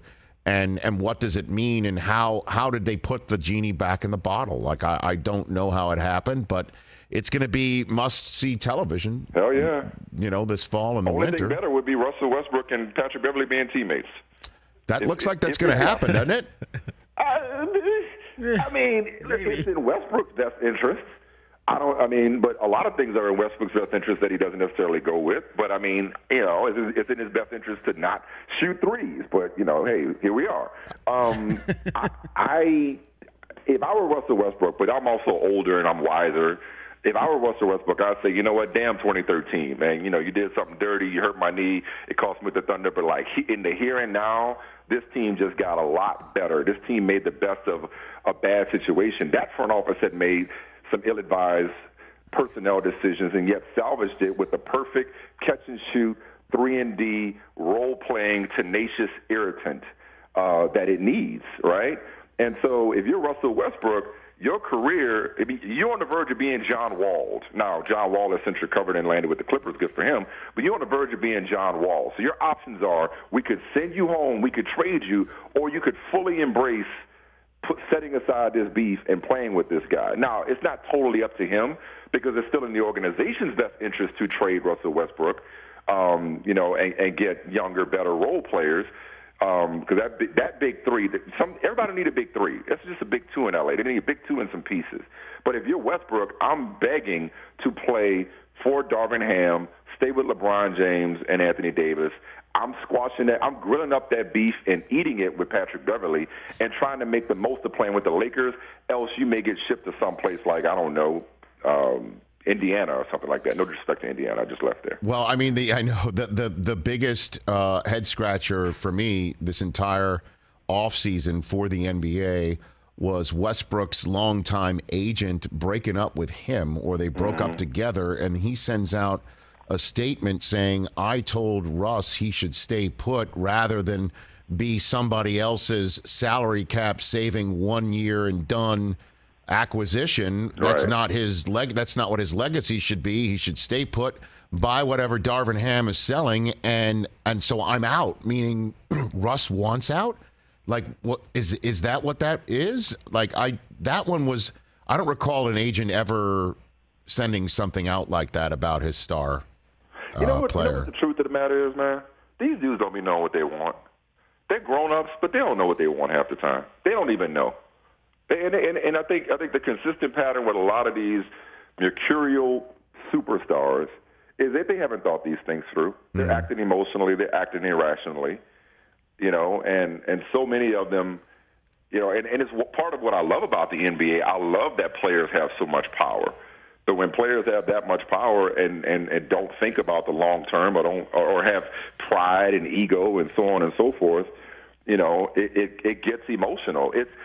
Not if I may cross streams real quick, but I am staying in sports. I think one of the more fascinating stories, and I'm sure you've covered this extensively, maybe even today, in recent sports transactional history, is one of the premier quarterbacks in the NFL negotiating his own contract. Huh? Like, that's not just unique, that's unprecedented. It's like, Rich, you ever been your own agent, Rich? Oh, no way. Me neither. I ain't got the time or the temperament, because it don't take nothing to piss me off. So if you tell me what I'm not worth, I'm checked out, right? So if you're the Baltimore Ravens and you're negotiating with your quarterback and you're trying to, like, come to an agreement on a massive historic contract that he probably wants to be fully guaranteed thanks to Deshaun Watson and so on and so forth, like, yo, you talk about redacted conversations, how does that conversation go? How does the organization say, yeah, man, you're great, but in the playoffs, not so much. But go on out there and deliver a championship for us, because you're still our guy. We still want you. It's like that situation is just incredible, because it's nobody does that. Like, imagine one of these NBA dudes we're talking about negotiating their own contract. I mean, it's just players. I think everything they say and everything they request probably has to be taken with a grain of salt, and I think we oftentimes give the ramifications of their request way more thought than, frankly, they do. Michael, thanks for the call. So are you on the road every Thursday? That is the plan, my friend. All right. That is the plan. I'm racking up the miles. I'm back in my element. I'm shaking hands and kissing babies, and I'm having a good time, man. I'm having a good time with Amazon and all good, but this made my week catching up with you, man. Right back at you. Well, let's do this. Paranoid. Let's do this. Stop. Let's do this more often. I know you're in Kansas City for the opener of Thursday Night Football on Amazon, Chargers and Chiefs. How huge is that game going to be? Maybe we'll check in after that one as well on a couple Fridays. Let's do it. Hey, good luck with this fantasy draft. And anybody need advice? Well, it's come to a screeching halt because Brockman and TJ are now in minute 40 trying to choose something. Should we take Darren Waller or not, Michael? He just told you to take Brandon Cooks. That's what he told you. Waller or I don't know Cooks? what the rest of the roster looks like. I did agree with the sentiment. Somebody, I think it was in reference to Chris Godwin. Somebody said that if he's not ready for week 1 or week 2, so be it. Like with tight end, like there's a shelf, and you don't want to. If you're gonna put it this way, if you're gonna pass on Darren Waller, then just wait and either take somebody late with upside or stream the position. So we can't stream the position. Waller, take him. But if you're going to pass, don't start reaching for a tight end saying, oh, I got to get a tight end. No, you don't. All right, let's bolt. Thanks for the call, Michael. Greatly appreciate it. Let's chat in a couple weeks, couple Fridays. Good. All right, Mike. Yeah, that's Michael Smith right here on the Rich Eisen Show. We'll take a break. When we come back, there is quarterback news. There is quarterback news in the NFL. We'll hit that next.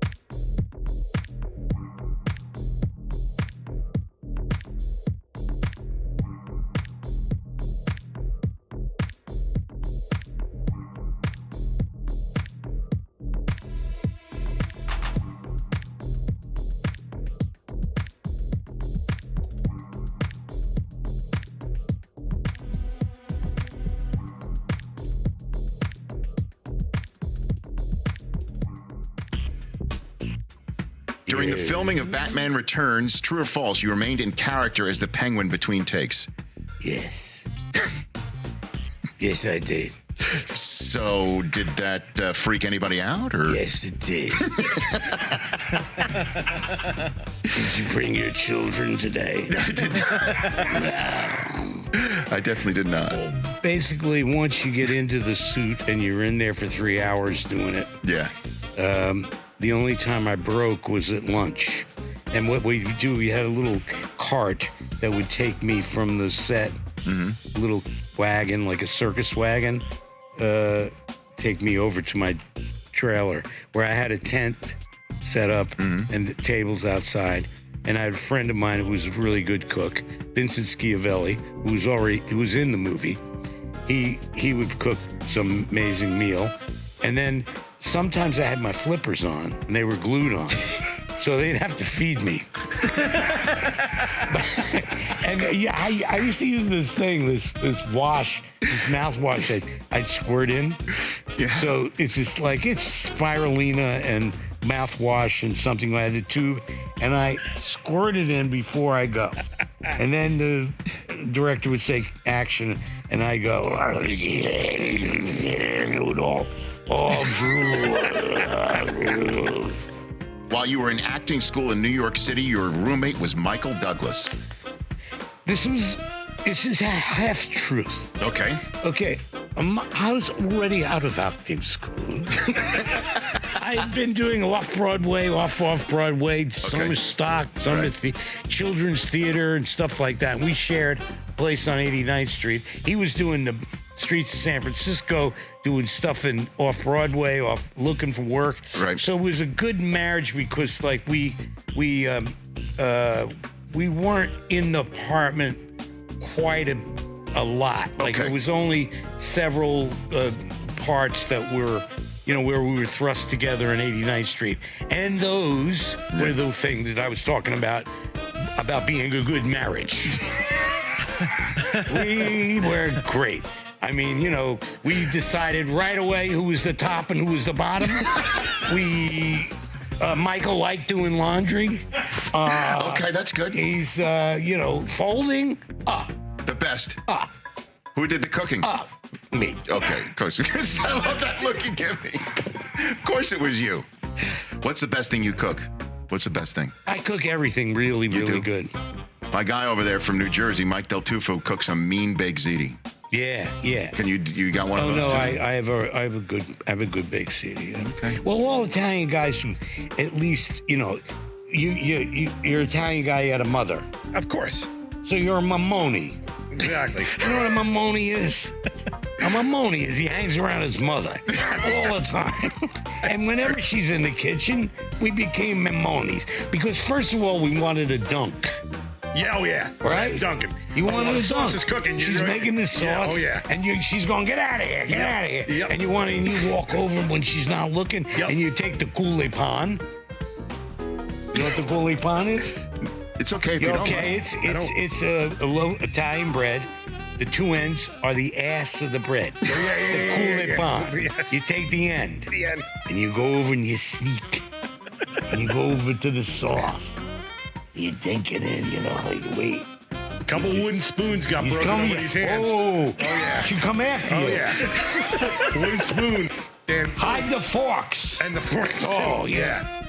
DeVito, Del Tufo together is a great combination. Danny DeVito and his daughter Lucy joining us in hour number 3. They've got a new animated series on FXX called Little Demon. And that's what Danny was tweeting about last night and went viral. So now he will be on our program in hour number 3.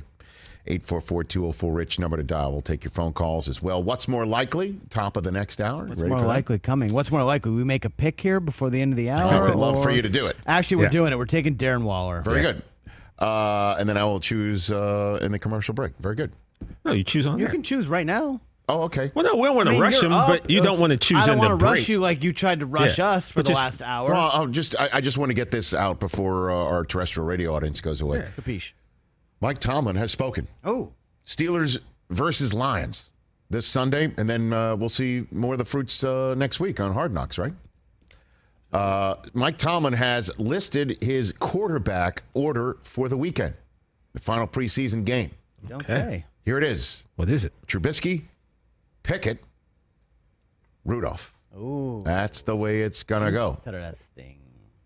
They've So all Ian been playing well. Rappaport All three saying- guys have been playing meaning well. he's still QB1 as of now, despite Kenny Pickett's emergence over the last few weeks. So I think this is the way the Steelers are going to play it. Steelers are going to play it that we're going to see Mitchell Trubisky week 1 for the Pittsburgh Steelers at the Cincinnati Bengals. Good luck. Good luck. I'm just saying, like, are you going to throw The rookie Kenny out there, Pickett yeah, into the no. deep end of the pool against the defending AFC champs? Nah. You don't need to do that. I don't know if you do that. You And don't. the week 1 battle of two teams playing, both of them, two franchises against each other who are playing in newly named stadiums. Go figure that. What's the new stadium name in Cincinnati? Do we know what it is off the top of your head? Because it's Not off the top of my head. Because it looks like Trubisky is going to get the first career start for a visiting player in Paycor Stadium. Paycor Stadium. That's right. It's Pay-Joe Stadium is what it is. Definitely Payjoe Stadium. Suddenly the Brown family has decided to strike a name for their stadium for the first time ever. Why would they need to be raising revenue, do you think? Okay. Let's see. Joe needs paid. Jamar needs paid. Pay-Joe Stadium. So Trubisky will get the first career start by a visiting opponent in Pay-Joe Stadium. And then the next week, the first career start by a home quarterback in Acrisure Stadium. And so let Trubisky do that. See what he can do, right? See if you can actually catch fire with Mitchell and have the ability to let Pickett mature by watching. If you can. And if it doesn't go that well, if it's like 2-2, 2-3, 2-4, I don't know. Then you go to Kenny Pickett, because all I know then is it's just going to be great theater for every weekly press conference at Mike Tomlin. Who's your quarterback? Yeah. He hasn't had those questions in a long time. Nope. Never say never, but never. There it is. Steelers' schedule not that hard. So that's the way it's going to go. You go with the vet, and then you bring in the kid. And poor Mason Rudolph's going to have to just sit around and wait for a chance. That's the way at least it's going to go in the final preseason game. The DeVitos, Danny and his daughter Lucy, coming up. But here's the thing, Rich. I mean, look, they start Bengals, Patriots, Browns, Jets. Okay, you could go 500 there. But then Bills, Bucks, Dolphins at the Eagles. That's tough if you want to roll Pickett out in that little stretch. Mm-hmm. That's for sure. Before the bye week. And hey, look, at some point you're going to have to turn to him, and that's the reason why I keep saying to the 49ers fans, you knew this day would come, and it has arrived for Lance. Yeah. But if the Steelers are 3-5 going into the bye, you think we see Pickett week 10? Versus New Orleans and then home against Cincinnati. You got two Acrisure games back to back. Yeah. I'm going to keep saying that. Acrisure. All right, so I'm now on the clock, huh? Yeah, Yes, you're you are. up. You're up. Man, I love Cam Akers so much, but I chose Cup. So what am I going to do? I don't want to. I don't want to get in on that. Right. David Montgomery I had last year. I just can't go there. Antonio Gibson may lose his gig, right? Trending. DK Metcalf may not have the proper arm thrown at him. Josh Jacobs, I can't even touch. Go J.K. Marquise Dobbins. Brown, I'm not going to go. There's Brandon Cooks. J.K. Dobbins. Now, I know, but you need wide receivers in this league. You got to have 3 of them, which means you got to wind up having 6, right?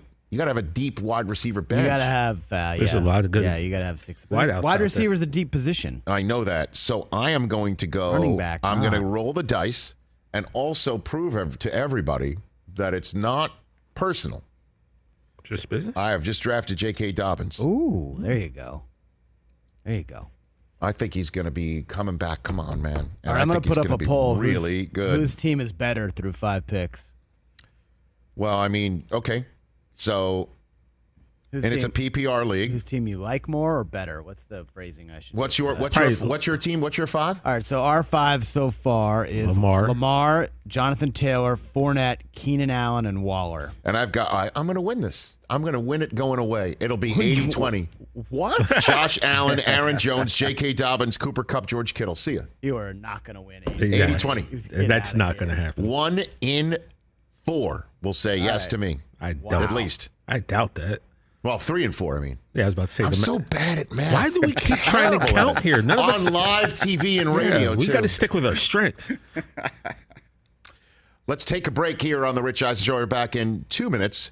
What's more likely for the final preseason week of professional football? And then the DeVito family. Don't go anywhere. That's how we're rolling.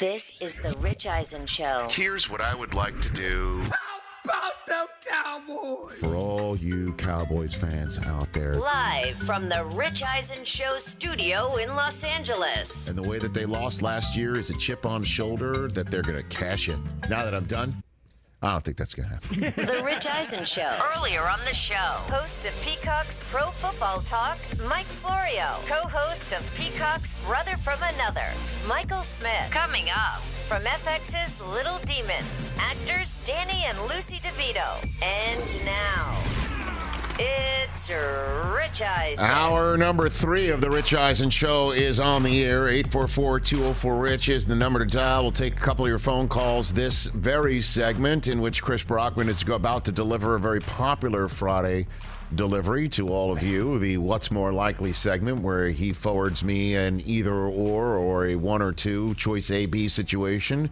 about the upcoming events of a football weekend, and I will have to choose about what's more likely. That's coming up in a few moments. The DeVitos, Danny and his daughter Lucy, executive producers, co-executive producers, and also the voices of a new animated series on FXX called Little Demon, will be here shortly in about 19 minutes' time. We'll turn and I'll look at 2 DeVitos that are here.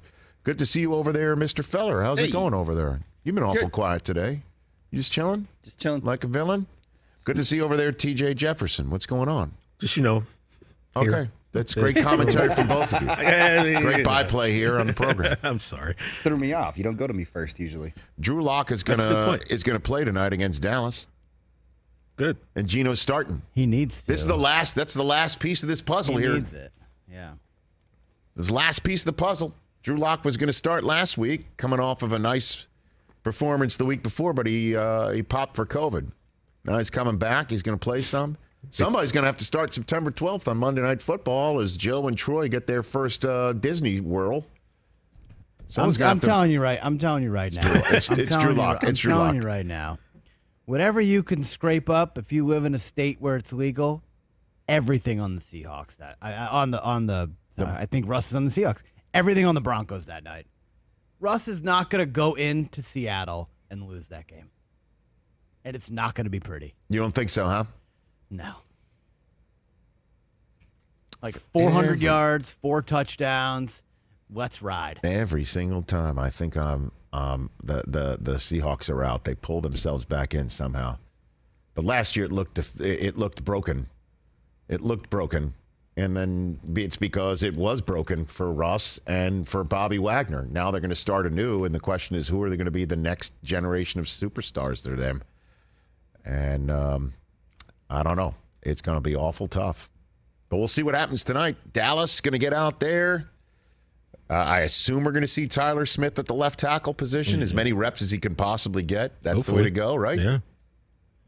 We're not going to see anyone that you personally care to see tonight. Do you like? I mean, you tell me. You're a Cowboy fan. I am. Okay. Do you like Jerry Jones saying that Tyron Smith is going to be back for the playoffs, as if the Cowboys have a spot already locked up in the playoffs? Of course, you love that. Yeah, I mean, it's basically. Do you like that, or you just think, okay, come on, man? It's at this point, it doesn't matter because anything he says, it's going to make news. And at this point, you just can't. He's not going to be quiet. He's not going to not say anything. So you have to accept it. He doesn't know what he's talking about. The Cowboys you just have to accept it. The Cowboys, can you look this up for me, Chris? Yeah, what do you need? Have the Dallas Cowboys already locked up the first playoff spot in the 2022 season? Right, hold on a second. Can you look that up? I don't know how you can find it. I mean, it's somewhere on the internet. If they have the playoffs, has the playoffs already But by the way, already begun? Remember, I was the one who said after the draft that I was really unhappy with the Eagles draft because they got really good. They got. Oh, and when I did my top 10, I actually picked the Eagles at number 10. I think you were gone at that point. I picked the Eagles to finish in the top 10. Hey, man. So Jordan Davis and Nakobe Dean were two of the best on that defense. That Eagles D was phenomenal. The Eagles draft was phenomenal. Dallas is not locked off a playoff Yeah, spot because he said, they're in a 32-way tie for that playoff spot, right? I didn't see it. Or I guess that's. But this is a great way to get to what's more likely, guys. Oh, are you ready to turn? Well, I have a topic that involves ready to turn the page? this very question. Very good. So, all right, 844-204-RICH number to dial. Let's do the what's more likely. It's a fun Friday segment. Hit it, please. What's more likely? Never say never, but never. Okay. Also, it's 70-30. You are killing us in this. I told you. No, he said 80-20. I said 80-20. I know, but it's 70-30. Well, I'm yet to vote. Let me hit it with the old RT. People are like, it's not even close. Like, I told you. I guarantee we finish better than you in the rankings this year. Oh my God. We haven't even finished yet, but go ahead. Keep going. By the way, hey, everybody, it's What's More Likely Friday. Yes, what do you got? These all involve teams playing each other tonight, okay? Playing each other tonight. Seahawks and Cowboys face off, so what's more likely? The Seahawks have the number 1 overall pick next year, or the Cowboys miss the playoffs? Oh, I think it's more likely the Cowboys miss the playoffs. I believe that. I believe the Eagles are going to win this thing. They went 12-5 last year. I'm aware of what they did last year. Okay. Was Amari Cooper on that team? Was Michael Gallup healthy for much of the year for that team? Hold on a minute. Was Tyron Smith the left tackle for the team? Sometimes. Sometimes? I think okay. so, yeah. All right. I didn't think they improved this year. I don't think now the kids that they had, the young bucks that they have, figuratively, could be better. Micah Parsons could prove to be such a major problem all the time in a way that he wasn't even last year, that suddenly Dallas scores more on defense and makes up for whatever I think they're going to miss on offense. But for some reason, again, and I said this last time, I know that was one of the items that I was talking myself into, is that Seattle's not going to be as bad as people think. I just believe in Pete Carroll, man. I just believe in Pete Carroll, that he's got some ability to coach these guys up, and they can believe in him. And Seattle will not be first on the clock next year. I just don't believe that. So the Saints were first team out last year at 9-8. Okay. I'm just saying, the Cowboys are going to do 3 wins worse than last year? Or others might just actually be better, where 9-8 isn't the first one out. I got you. All right. Rams, Bengals this weekend. Yeah. How about this? Who's more likely the wide receiver to do it again? Cooper Kupp had the greatest wide receiver season we've ever seen. What a question. And Jamar Chase put himself on the map with a monster rookie year. How about wide receiver to do it again? Cooper Kupp or Jamar Chase? How about the fact that what Kupp did last year, which is have the triple crown of statistics in the regular season, then win the Super Bowl MVP the next year? It's just so rare, like it's never happened. It's pretty amazing. Right? Or the triple crown to be done in a season, right? Jerry Rice and Calvin Johnson did it, and then Cooper Kupp did it last year, right? Or one of them did it twice, and then Cooper Kupp did it, right? Am I right? I might be missing a fourth receiver who did it. There was somebody else. So I'll just on that fact alone, despite the fact I love Kupp and apparently reached for him second overall in this PPR league that we're all doing live on the show. That might still be going on Monday, by the way. Oh, there's a very, very good chance. I'll say Jamar Chase is likely to do it again. Ooh, okay. More likely to do it again. 1,400 yards, 13 touchdowns for Jamar Chase. What else you got over there, Chris? Okay. How about this? Quarterback. Who's more likely? Quarterback to make a bigger leap in 2022. Dolphins-Eagles playing this weekend. Jalen Hurts or Tua? Jalen Hurts, baby. Taking Jalen Hurts. Boy, do I believe in him. Who are you higher on, the Eagles or the Raiders? Come on, man. I'll say the Raiders. I've been on them since March, and now it took me much longer to talk myself into the Eagles than it did the Raiders. Hurts and Tua. Hurts or Tua? You taking Hurts? I'll take Hurts. I will take Jalen Hurts. That's what I will. I will take him. Yes, and both are set in a way that I don't. It's a tough one. I'll just take Jalen Hurts. That's the way I feel. But I'm rooting for Tua. Just be more salty, Tua. Just do it. just start talking smack to people. I know it's out of character, and you got to be yourself, but let's go. I don't know about you, but that looked like money. That's the guy I want. That's the guy I want. I want him to start every single phrase with "I don't know about you," and then just like, and then bam. I don't care how it finishes. I just want the sentences to start that way. We need a Ace Ventura kind of like reboot, and then Tua can be in the Dan Marino role. I like it. I like it. How about this? These guys are going to play this weekend. Seems like a lot. Matt Ryan and Tom Brady. Old head quarterback to make a deeper playoff run this year. Matty Ice or TB12? TB12. Come on. Stop it. Everybody just stop it. Stop it, Chris. You knew what About my answer was what? going to be. You don't think the Colts are contenders? Stop it. Stop it. Wow. Stop it. Come on. Wow. I like the Colts better than the Raiders this year. Excuse me. You answer that question. You answer it. No, that's not the role that we're playing on the show. Because you I ask agree the with me. question. Because I ask you the agree with me. questions, and you give the answers. And now I'm flipping the script. That's not how it works. How deep of a run do you think the Colts will make? It will be longer than Tom Brady's Tampa Bay Buccaneers and what could be his final ride? Are you really saying that to me, Chris Brockman, when I just snap called you? I snap called you like I had the nuts. I know. I wasn't even ready. Okay, you weren't ready What's for that. happening? Okay? I snap called you. Like you went turned all to in, full and house? I'm like, I call. And you're like, whoa. I'm like, wait, I do not have the better hand. That is the way you feel for an exact reason because you believe you don't have the better hand here. Double chow. Wait, what? You're what? Wait a minute. Did I just go all in with Matty Ice and the Colts over Tom Brady and the Bucks? Did I just do that? Would you like to move on or would you like to answer the question? I would like to move on. There you go. Which answers the question. I kind of think both of these teams are making the playoffs, but who's more likely to make the playoffs this year, Vikings or Broncos? Vikes. I will take the Vikings. I think the Vikings as the second best team in that division. Do you think the Broncos are at least the second best team in the AFC West right now? You still have to see it, man. We still have to see it. You still have to see it. At least the new guy in Vegas knows the quarterback very well. There's not going to be that much of an adjustment. New offense, new place, who dis. No, it's still Russ. Hold on a second. Russ has still got to learn all of it. All right, hold on a second. I was listening to another show this morning. They were talking about this. When was the last time? What other show? What other show? I was listening to a podcast. Okay. When is the last time a big name wide receiver got traded? Yes. Okay, and had a real serious impact?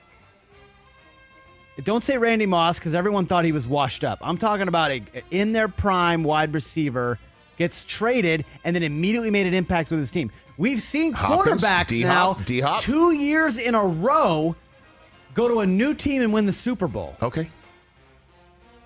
This is like, I mean, it's like Homeland, where you've got like these red string attached to 15 different things that have nothing to do with each other. What are you talking about? Wide receivers don't usually get traded like that. And they don't really make an impact on their new team. Well, I just gave you DeAndre Hopkins on the spot. Stephon Diggs did. Stephon Diggs did. What else? I mean, honestly, Russ has got to have... I just can't believe that you have all this faith in the Vikings, in a guy, in the Vikings, a guy that's sucked in primetime his whole career. Okay, that's changing. Another quarterback who hasn't played in 2 years. Yes. Who else? Let's see, who else? Derek Carr, who's never won a big game either. Because crazy things never happen in the NFL. And a dude who's won a Super Bowl and is on his way to the Hall of Fame. You're like, gotta see more. Dude, you've got to. I do need to see more. That is insane. I got to see it first, yeah. I do need to see it first. And you know as well as I do that crazy things happen in the NFL, unpredictable things happen in the NFL. So Yes, I'm I do taking know my that. shots. It might be throwing darts at a board, but I'm taking my shots here. I understand. And if they're right, I'm going to be incorrigible to be stopped. TJ, I don't want that. Yes, you do. You know, I'm torn, man. I kind of like it, but then it kind of is annoying. At the end of the day, you want to be part of a show that makes people smarter and told you things first. You do. Deep down. Okay. But it's just like, does it have to be you being the one to make them smarter all the time? It's gonna be delightful when I come on the air in middle of October and say the words about the Broncos. I told you so, and they're good. Wait a minute, but you didn't think they were going to be good to start with. It'll be great. I said they were going to be good. No, you never did. So this is the conversation we're going to have in October. And you know what I'm going to say? You guys know that's not how tape works, right? Jeez. Like, what else you got over there? Last one. That'll be one more. Oh, nice. All right, thank you, George. I got to admit, this was probably written at like 11:45 last night, so it may not be the best. Great sell, man. Can't wait. More likely.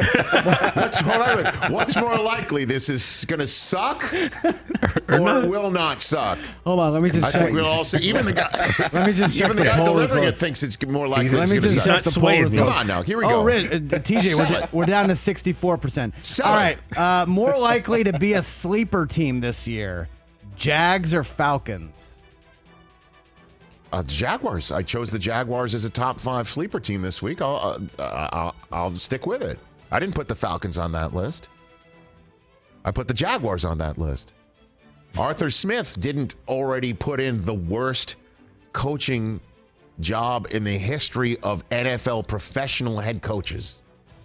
Okay, I thought you might go Arthur Smith Arthur's been wasn't on a bunch. fired. We still haven't had Doug Peterson. And then on. somebody replaced the guy with the worst head coaching job in the history of NFL head coaches. Let me repeat this for you. You know, some teams it's going to be lit. And 0-16, right, Rich? Since Del Tufo's not here, and I don't need to make him uncomfortable with the other people who were Big Fox, Little Fox, Baby Fox, Embryo Fox. All the Fox. Okay, whatever Foxes he works for. Wait, he's in the chat? I just saw Del Tufo in the chat. Wait, what? Vivica Fox, Samantha Fox. How wild will it be on the college football show on Fox when the analyst in question talks about being a responsible person and making sure you're accountable for your actions? How wild will that be? That said, for the fact alone that he's not there, the Jaguars are going to be better. And the fact that the guy who replaced Urban Meyer is Doug Peterson, who's already attached at the hip to Trevor Lawrence in a way that I'm sure Lawrence didn't have an attachment last year. Come on now. And they got a kid from Georgia, and Travon Walker, who looks to be all that. So, wasn't as bad as you thought, Chris. All right. That's not bad. You triggered me. It's not bad. Well, I So know that's a success. I know it gets clicks, baby. That's why we do things here. All right, if you're on hold, stay on hold. Enjoy the conversation we're about to have with the DeVito family. Danny and his daughter, Lucy. They are co-executive producers and also the voices of a new funny animated show on FXX called Little Demon. Danny and Lucy DeVito when we come back.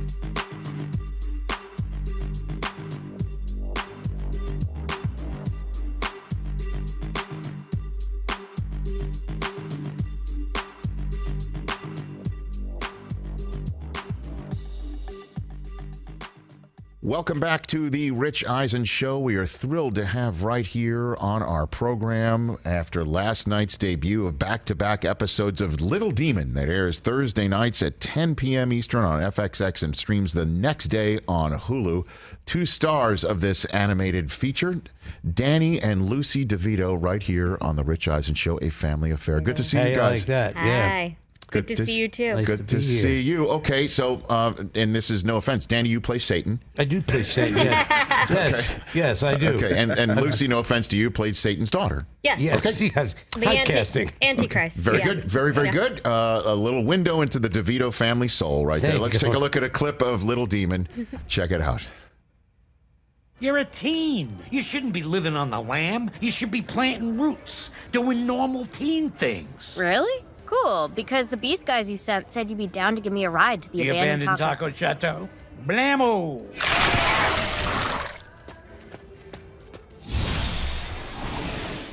Wow, you're actually kinda okay. A toast before you head out.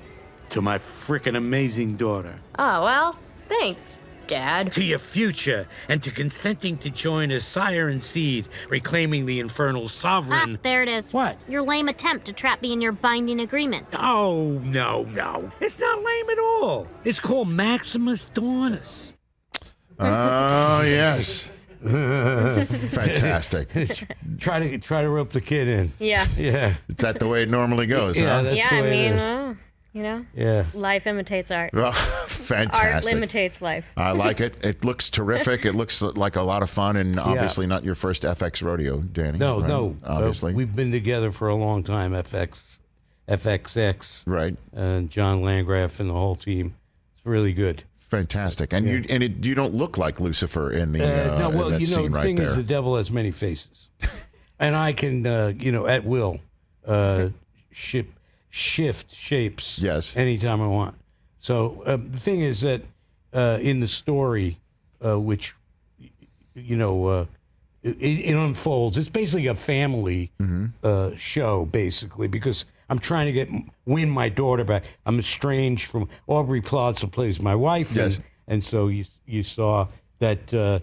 So we're battling over the you know how it is, a teenage girl, and she's our daughter, and we both want time with her. And It's like Kramer versus Kramer meets Rosemary's Baby. Huh. You know? I like it. Yeah. That's got a great vibe to it. It's very odd that Satan would have an estrained relationship with somebody in his Yeah, family. really. Yeah. Well, Aubrey Plaza, you know, she's very attractive, and she's she is the mom of the Antichrist. And she's also an EP on this program, just like Yes. the two of you, right? Yeah. Yep. Fantastic. I love it. So we just saw a clip right here of Little Demon airing Thursday nights again, 10 p.m. Eastern on FXX and streaming the next day on Hulu right here on The Rich Eisen Show with Danny and Lucy DeVito. Normally when I have two people who are in the same show together and they're working together, I will say, when did you first meet? That's a question, but that's now off the table. No, that's off the table. When did you first meet is now off the very table. first meeting in the Cedar Sinai. Yeah. It was in the hospital. That you were able to take that meeting, Danny? Yeah. I think I saw her first. You know. And I decided to grace him with my presence. Fantastic. So, you know. How did it come about to do this together, Lucy? How I did thought this you were come- going to say, how did No, it not come about that you met? Yes. I guess I've now gotten to the actual working together question. Right. No, so. well, we have, been wanting to work together on something for a long time, and we've worked together on little things, and then my friends Darcy Fowler, Seth Kirshner, and Kieran Valla, who are the creators of the show, brought us this idea, and we just felt like it was a really fun way to, see if we could, make something in the TV space. And animation was like an easy way for us to like explore these kind of fantastical, absurd worlds, which we both like to do. And so it kind of came about organically, and Aubrey got involved pretty soon into the process. And Dan Harmon, who does Rick and Morty, he was he's an executive producer, and then FX kind of jumped on board, and yeah, we've been working on it now. And my brother is an EP also, Jake. A whole DeVito family affair? So it's a real family affair. The whole thing about animation is a big, it's kind of it seems like, well, God, it's animation. You people, you do the voices, and then you do it. It's like a amazing amount of artists working on it. Like, we've been doing this for like this show, Little Demon, we started like 3 years ago. It's like one of those things that from the process of knocking out the stories and getting the ideas and what the characters are going to be like and how they're all the normal stuff that you make when you're making a movie, but then you have the added thing of like, the design, the worlds, because we live, our show has, we're on Earth. It takes place in Delaware, but like, it's where the devil's been looking for his daughter for 13 years. The devil lives in the Granite State? No, the devil lives everywhere. Okay, understood. The devil lives everywhere. It's intricate kind of attention, detail to every bit of it. And Jake, her brother, my son, and Lucy, and I, and all the other people that are mentioned, Aubrey, and everybody's in it 24/7. So it's like, and then during the pandemic, we did a lot of, the kind of thing that, you normally do with, you Zoomed. So it was really good for us to be able to do that. We would have liked to have been together more, but we were really lucky because animation is one of the things that you could keep going, even during lockdown. So right. You're Zooming, or you're doing your voiceovers, or doing all that sort of stuff. So we were able to keep it going, which was really, really such a gift. I've got Lucy and Danny DeVito, the daughter-father combination of FX and FXX, Little Demon. Again, on FXX, the first two episodes started appearing last night, and it streams the next day. So today, right now, you can check it out on Hulu. And Aubrey Plaza, also an executive producer. I'm seeing some of the other people who are the other voices here and the guest stars. Amazing. Obviously, one that leaps off is Arnold Schwarzenegger. Yes, Arnold. Says that I call that, obviously, you make Danny saying Arnold. Would you like to do this? Arnold's in the show, yes. Yeah. Okay. Yeah, we have Arnold. And also we have Mel Brooks. I mean, the thing about it is, you get to a point in your career where you have so many friends, and probably, I would say if it all goes well and the audience loves the show as much as we do, season 2, you know that Mikey D is going to have to be in there, and Jack, and I'll get everybody. Yes. Just get everybody to come in and do a voice. You want to do a voice? Absolutely. You got the job. You got the job. Great. I had no idea. The executive producers. Yeah. Okay, that's right. Yeah. I'm absolutely in. Yeah, I could do it whatever you need. We'll get you in the metaphysical realm. I feel like I'm already in it right you now are, in this actually. conversation.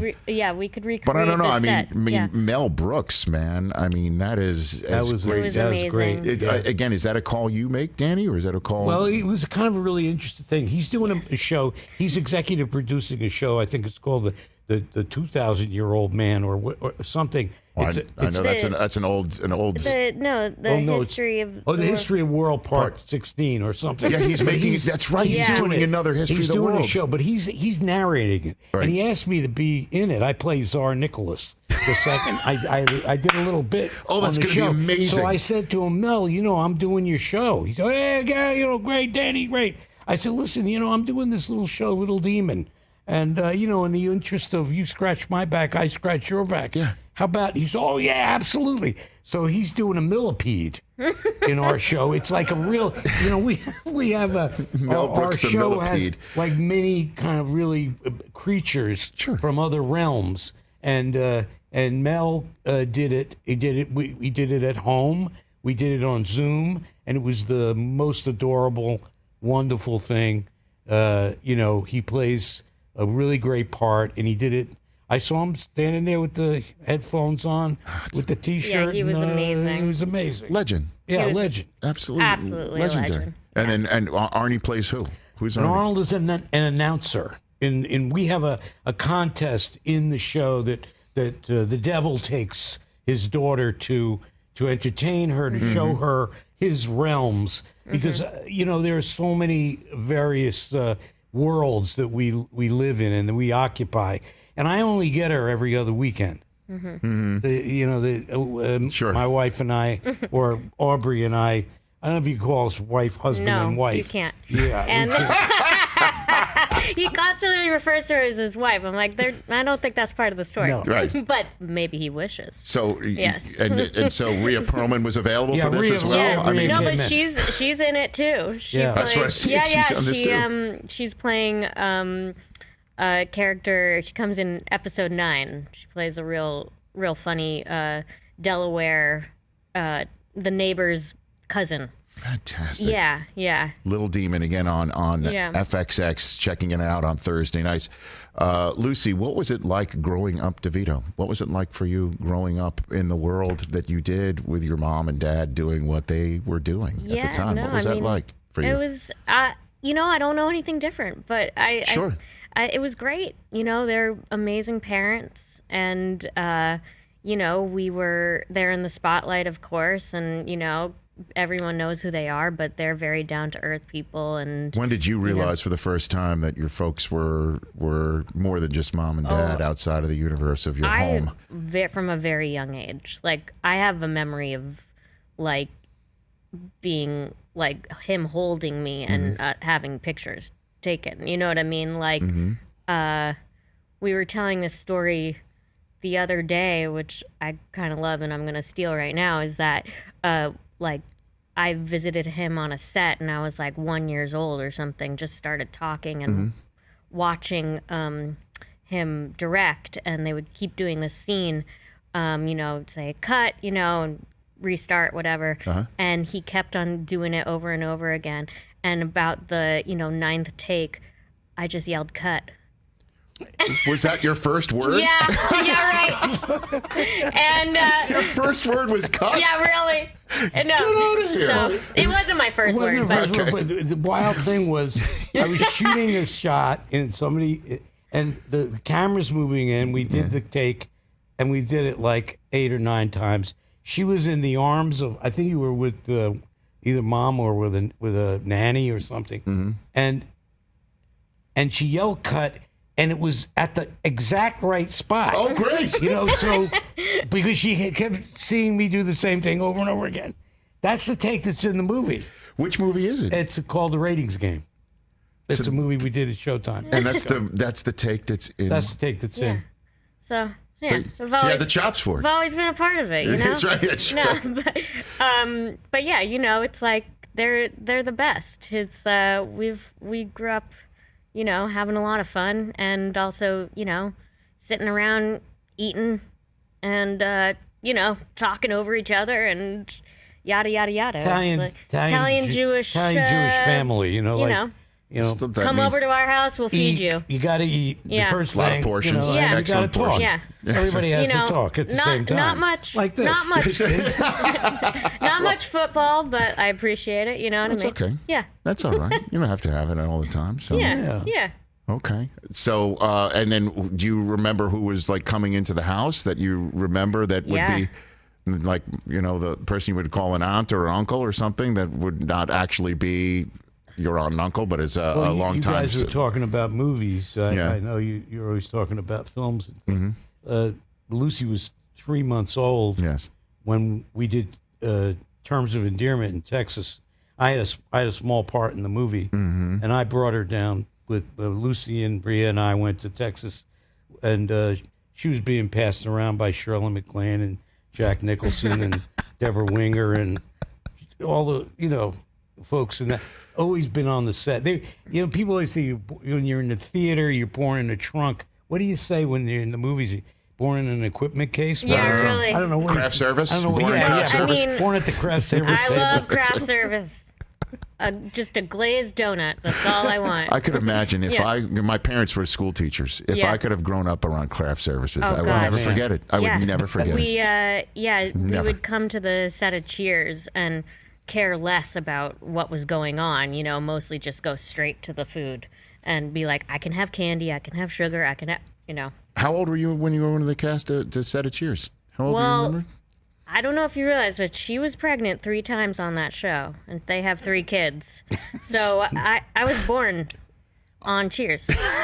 Where now everyone knows your name, right? I mean, pretty much. No, I guess it was the first or second season she's pregnant. Yeah. And that's me. That's you. And then they wrote it into her character, Carla's character. She always had so has many kids. That's a bit, right? Is what you're saying? That was the bit? Yeah. And that's right. That's because she was literally having kids. And the thing that was like, what was interesting is that, with the way TV shows shoot, they shoot for a bunch of times and then they have a hiatus. So in the very beginning, like Rhea said, well, we're going to, we decided, well, let's have a family. We're going to have some kids. We're get married. We were together for a long time beforehand. So anyway, long story short, she said, maybe we should, like, I don't want to be pregnant on the show. We'll figure out, I don't want the baby during the show. Let's have the baby during the hiatus. I said, okay. So the first baby was born in, Lucy, March 11th. Hiatus was February, March. We were on hiatus. There you go. Yeah, great. That's called family planning. Family planning. Second baby, March 25th. There you go. Hey. Right on hiatus. Jake, October. Right in the middle of the show. Oh, my God. So it's like one of those. Yeah. I love it. Well, I guess it also helps to do animation. You have to worry about that anymore. Yeah. Oh, yeah. Pretty much. I mean, That's fantastic. Yeah. Again, Little Demon airs Thursday nights at 10 Eastern on FXX. The first 2 episodes started streaming last night. I can't wait to see more of it. And I can't wait to see you as Tsar Nicholas. That's what you're doing? Oh, yeah. In the Mel's history of the show. word? Yeah. In the history of the world? Yeah. That is amazing.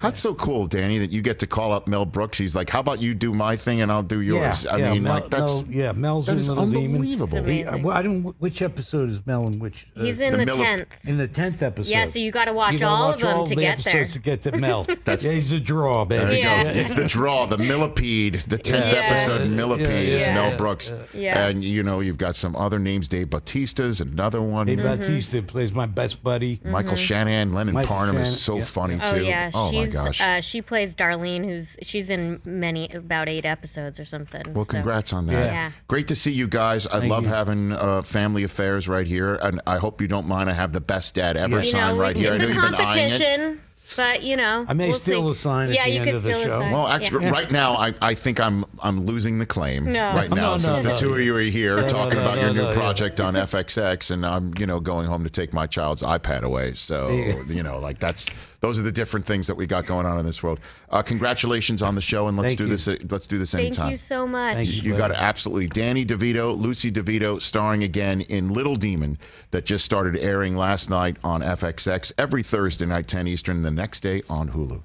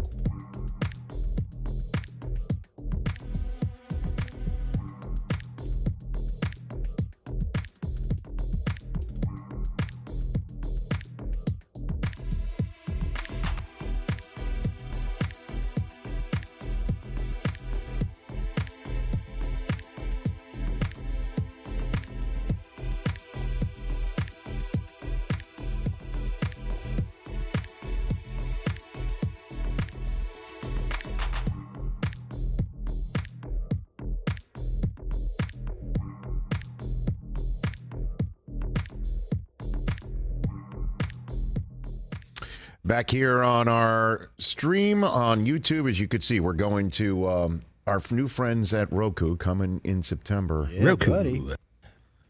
So here's an update since we're all part of a family affair, right? We just said goodbye to the DeVitos. Yep. Yeah, there's a family. I received this text in the commercial break between hours 2 and 3, and I sent it home, and now here it is, sent by Susie. FYI, in an Uber on best behavior. And she gave herself 5 stars. Why doesn't she get her own account? She does have one. She just prefers to tank yours? No. She does have her own account. Okay. It's that when I order it and we're driving together. I see. In the past, on occasion, there have been olfactory issues within said vehicle. Got it. That my passenger, my plus one, the plus one of my life, decided to make it apparent. Her displeasure. Yes. With the rolling down of the window and a noise that would sound something like poof. Like that. Yeah. Got it. And I can only imagine that's why I got the Uber rating.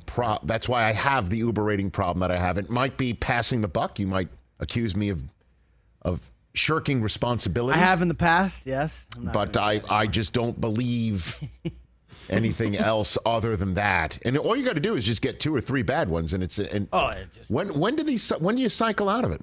Is it the scarlet letter forever? It should actually, Rich. I gotta say, maybe I'll run this by the Uber people.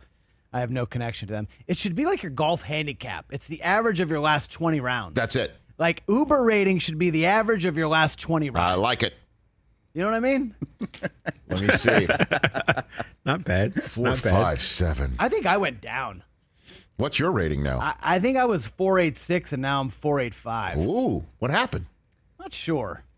You had a problem? The other day we had one, and this guy, we almost got in 3 accidents, and I was just kind of like, I was making noises in the back. Like, bro, do you need me to drive? But so then why would he downgrade? Did you say that?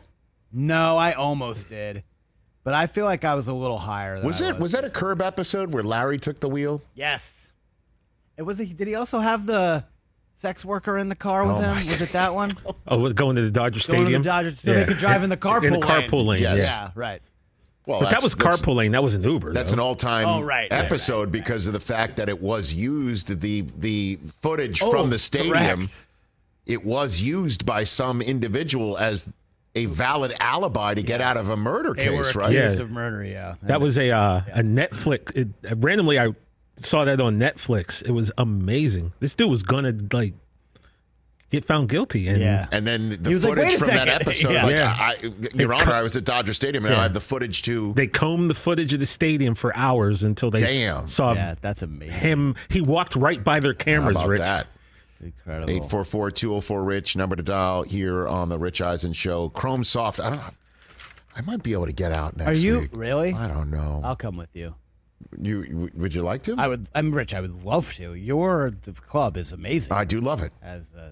So it's a wonderful spot. It's a wonderful spot. And it's really wonderful when I see my Chrome Soft sitting right in the middle of the right fairway. in the middle of the fairway, and then right in the middle of the green. That's the way to do it. Just 2 shots. Operator error, though. Far too often. This craftsman, though, never blames his tools because the tools have been provided by our friends at Callaway. And we love them so Yeah, much. very much so. I would like new stuff. And the Callaway Chrome Soft, man, the triple track technology on my Chrome Soft is what I like the best, actually, because I just love being able to just see and get any sort of visual aid to put the ball in the cup. That would be fantastic. And man, do I love using the Chrome Soft golf balls that I have. I use the Chrome Soft regular golf balls. You can actually feel the difference when you're using it, and I'm not that expert a player. Chrome Soft X provides excellent spin torque consistency, tour level short game control. The Chrome Soft XLS gives you the lower spin golf ball, longer shots, firmer feel, but there's still some high spin around the greens. Bottom line is when you add it all up, when you look at how it's made everyone better, from men, women, first-time major winners, repeat major winners, club champions, business golfers, me, it's so simple. Chrome Soft is better for the best, and then it's better for everyone. Find out which Chrome Soft is right for you at CallawayGolf.com/Chrome Soft. Al in Dallas just chimed in. All right, Albert, we'll bite. What's going on, Al? Brockman, this came up the first day on YouTube. I sent you, I was 478, and you were acting like I had leprosy. You're on 484. It's not too far off. 4-5. I mean, I'm still ahead of you. But you were like, oh, my God, what did you do? Well, no, I mean, you have Al, come on, you know how you are.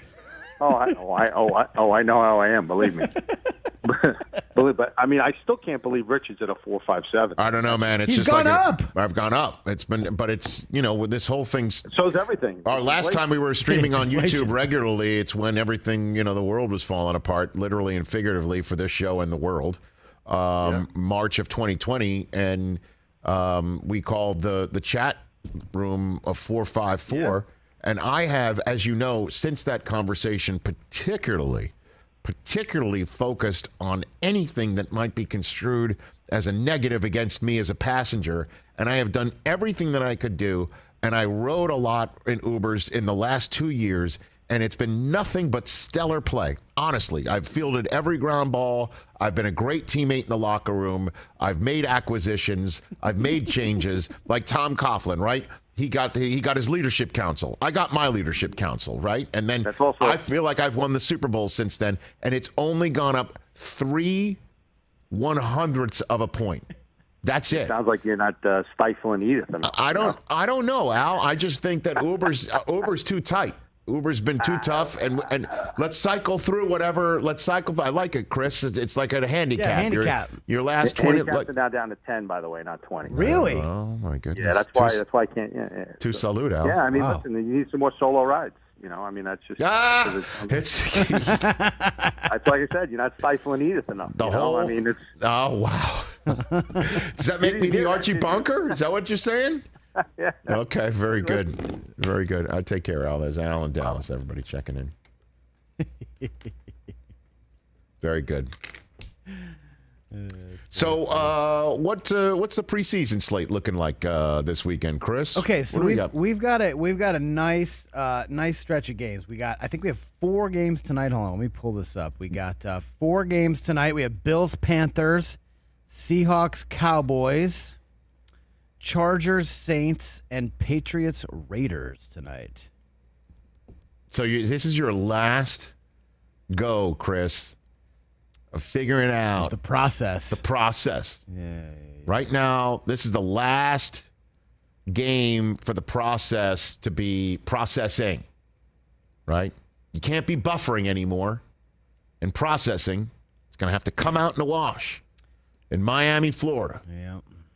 Coming up in 17 days, 16 days. 16. I don't have a good feeling about this. So we're going to see it tonight. So, you know, I'm expecting, like I said, that predicted the 1-3 start. Is Matt going to play? Is he going to start? I don't think he is. Great question. Don't think so. I mean, kind of a bummer. That game not on TV. Seahawks Cowboys is on NFL Network at 8 Eastern. Well, I think everything's on NFL Plus, as you know. 8 Eastern.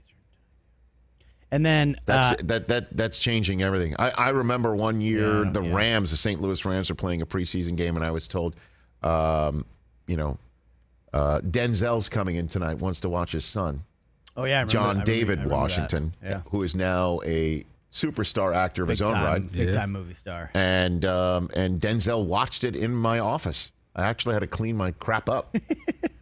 For him, he came by for just like one quarter. Pretty cool. This is the only way he could watch his kid was physically to come into NFL Network. Now there's an app for that, as the kids would say. And we got a triple header Saturday on the network. We got Jags Falcons 3 Eastern, Rams Bengals 6 Eastern, and Vikings Broncos 9 Eastern. Rams Bengals, and then a couple games on Sunday: Jets Giants 1 Eastern on NFL Network, and Steelers Lions 4:30 Eastern on CBS. I assume after the Tour Championship, but that's probably on NBC. And yeah, that's on NBC. And so then that's it, huh? And that's it. Preseason over. Ooh, baby.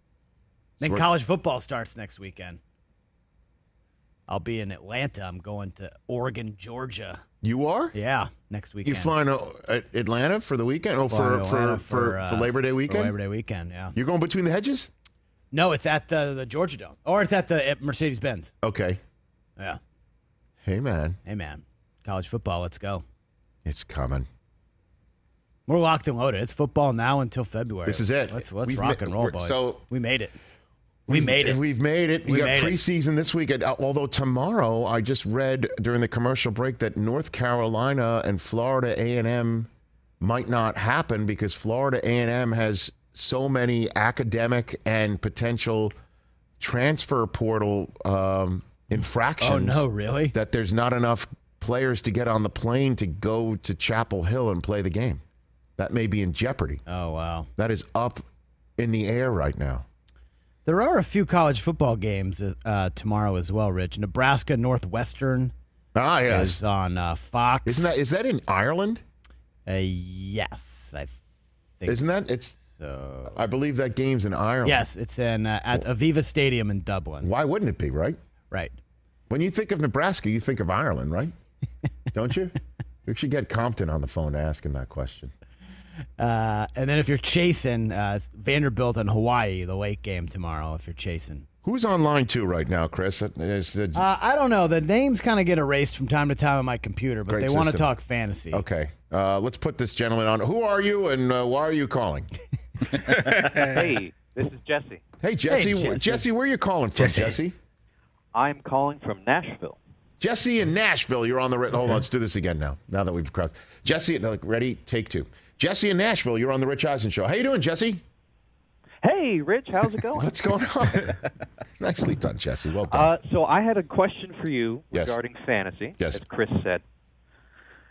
Last season, you were riding high on the Diminisher. Yes, sir. You're referring to Derrick Henry, my nickname for him. Yes, the Diminisher. Exactly. Yes, I am riding high on him. Pick 2, pick 1. Yes. Was Jonathan Taylor. Yes.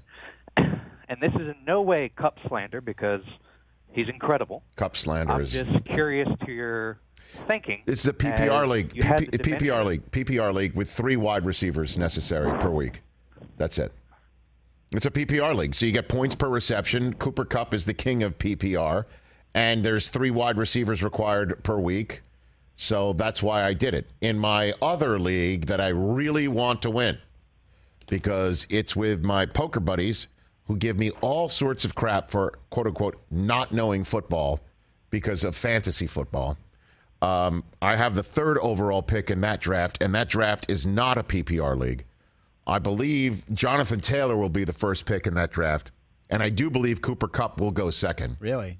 Do you know where you're picking? 3rd. Oh, got it. If that's the case, I will take Derrick Henry in that league 100%.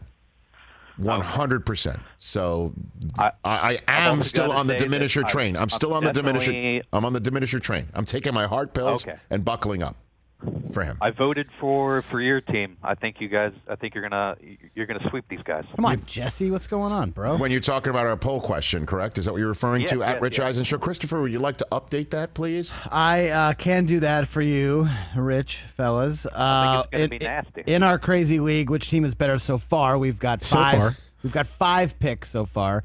Rich has Josh Allen, Cooper Kupp, Aaron Jones, George Kittle, J.K. Dobbins, TJ and myself. We have Lamar Jackson, Jonathan Taylor, Leonard Fournette, Keenan Allen, Darren Waller.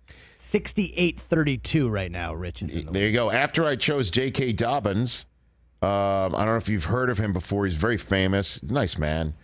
Paul Rudd, who already had Christian McCaffrey, Mike Evans, Gabriel Davis, and Mark Andrews, chose Jalen Hurts. Yep. And since then, there's only been 4 other picks. Yeah. That's it. Clyde Edwards-Helaire went. Darnell Mooney. Brandon Cooks and Marquise Brown just went. Which one is Ham's league? You know, unclear. I'm not sure. Well, we can a process of elimination. We could. Can I say the team who's picking next? Can I say that name? Sick B. Sick B. At Sick B is up next. Okay. We don't know who that is. Okay. Someone named Chuck Schumer. At Chuck Schumer. We know who I can't Chuck imagine Schumer it is. It is not the majority Sure leader it of the is. Senate. Can you just let us believe it is going into the weekend? There's not a chance. Charles Durning, wasn't he a famous old actor? Yes, Charles Durning. Yeah. Yes. Is that who said? Is that the name that's associated with Chuck Schumer? Is Charles Durning? No, Charles Durning's Team definitely 10. not. It's definitely Charles Durning passed away in 2012. Yeah, it's so definitely so not it's him. not him. And then we don't know who the rest of the team names are, but we're not picking for a while. So hopefully, probably mid-afternoon, Rich. So Latrulio has Joe peeled. Burrow, Saquon, Travis Etienne, Jamar Chase, and Darnell Mooney. The Chase Burrow connection, man. I love that. When I beat everybody about the face, head, neck, and chest with Josh Allen's fantasy score each and every week, it's going to be delightful. All right, we'll see. Oh, stop it. We'll see. Cooper Kupp and Josh Allen. They don't play together. You know that, right? They're not on the same team. It's going to be great. They're on the same team. They're on Rich Eisen's fantasy team. Fun week. I want to thank the DeVitos, Danny and Lucy, Michael Smith, and, of course, Mike Florio. Happy anniversary to him and Mrs. Florio. Next time we chat with one another on the radio, preseason will be in the books. We'll see you Monday.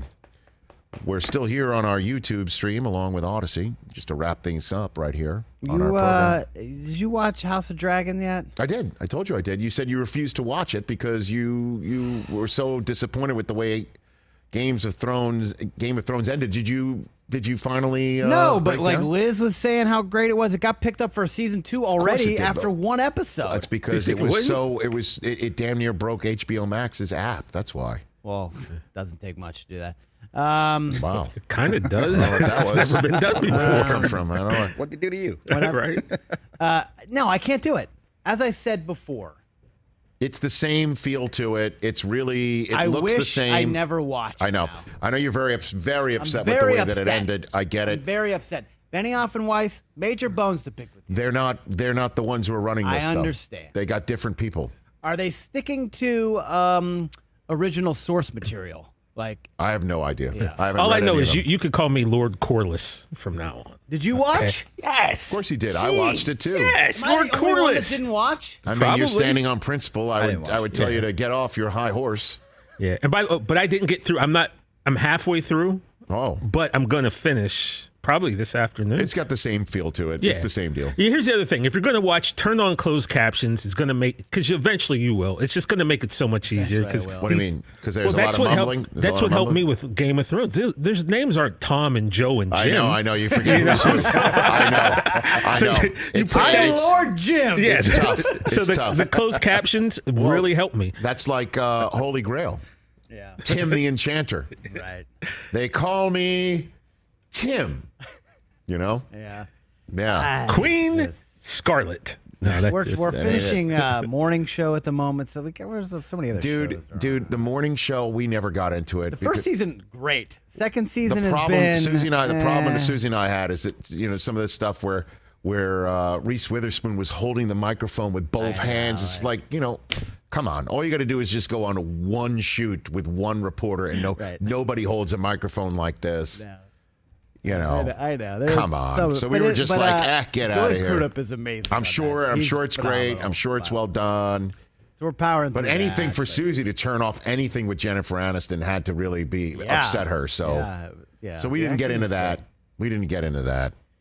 All right, maybe I'll. But we're trying to catch up on Yellowstone. We're there too. We're Where trying are to catch you? up We're on in it. season 3. We're in season 2. Okay. But I got my draft tomorrow, so I got Oh, bigger God, things ahead. that's right. Again, one final time. You guys can come by if you want. I'm doing all the cooking. No thanks. Pop on over. I come I over got for a plate. wings. I got pulled pork sandwiches, but the buns are mac and cheese on the waffle iron. Just let that I'm sure it's marinate for a great. second. And I'm making meatballs. Like, come on, guys. I don't want to be there, and certainly your friend from Staten Island doesn't want to They see me. didn't want to He's show up. By the way, last night I was like, he's guys, afraid- what are you doing? he's Come on afraid- in. He's afraid of me. They're afraid. They didn't I want don't They didn't want understand. to show. I don't get it. I'm a pussycat, man. Hey, yo, Brockman, by the way, our boy Jeffrey Dean Morgan going to be on The Boys. Oh, he's going to be on The Boys. Jeffrey Dean I Morgan saw on The that. Boys. That's right. Look to So that. there's that. Hopefully he smacks up Homelander. My weekend tomorrow, I'm too busy. I play pickleball in the morning, and then we complete the Sousa Palooza. Her birthday. How long is her birthday being celebrated just for? one. I had one. I gave her one. Okay. Jeez. It's like a birthday month. Well, no, I know. One last. She's a huge fan of the band The Killers. Oh, great. And there's Are a they in concert. town? There's a concert downtown. Oh, nice. That's Outdoors, all good. We're going. That's sick. That's going to be great. Well, it was just Palooza. That's right. that was my That was coach, Jim Jim Harbaugh. Harbaugh, back in the day. It's talking about my 50th. Yeah. So there's that. amazing. And TJ, you're just going to stay home, right? Now, I'm out in these streets again, baby. You're on the streets again. I'm out in these streets again, What are baby. you doing? There ain't no telling, like Jack said to Helen. There ain't no telling. I don't know what I'm going to do. Good enough. I'm going to get a plate from Brockman's house this weekend for sure, though. I'm going to come get a plate. Okay. I'm not going to stay for that draft. Though. Makes sense. And are you back here Monday, or is I'm that here. Tufo? I'm here for a while. So when is Del Tufo here and not sneaking into the chat room during our show that he's not Was here he for? that was really him, right? I don't know. That's what he told I me. don't think he it said was. one thing and was gone. Because I didn't see him When there. is he back here? He wouldn't. Wednesday, Thursday? He could be here Thursday Oh, conditional phrasing. or the following Monday. Good. Did you see his Instagram yesterday? I did not. Man, my man was He was in a limo with a like bunch Rich of with a bunch of honeys. age-appropriate people, and they were having a great time. Back home, huh? Yeah. Great. I'm so glad for him.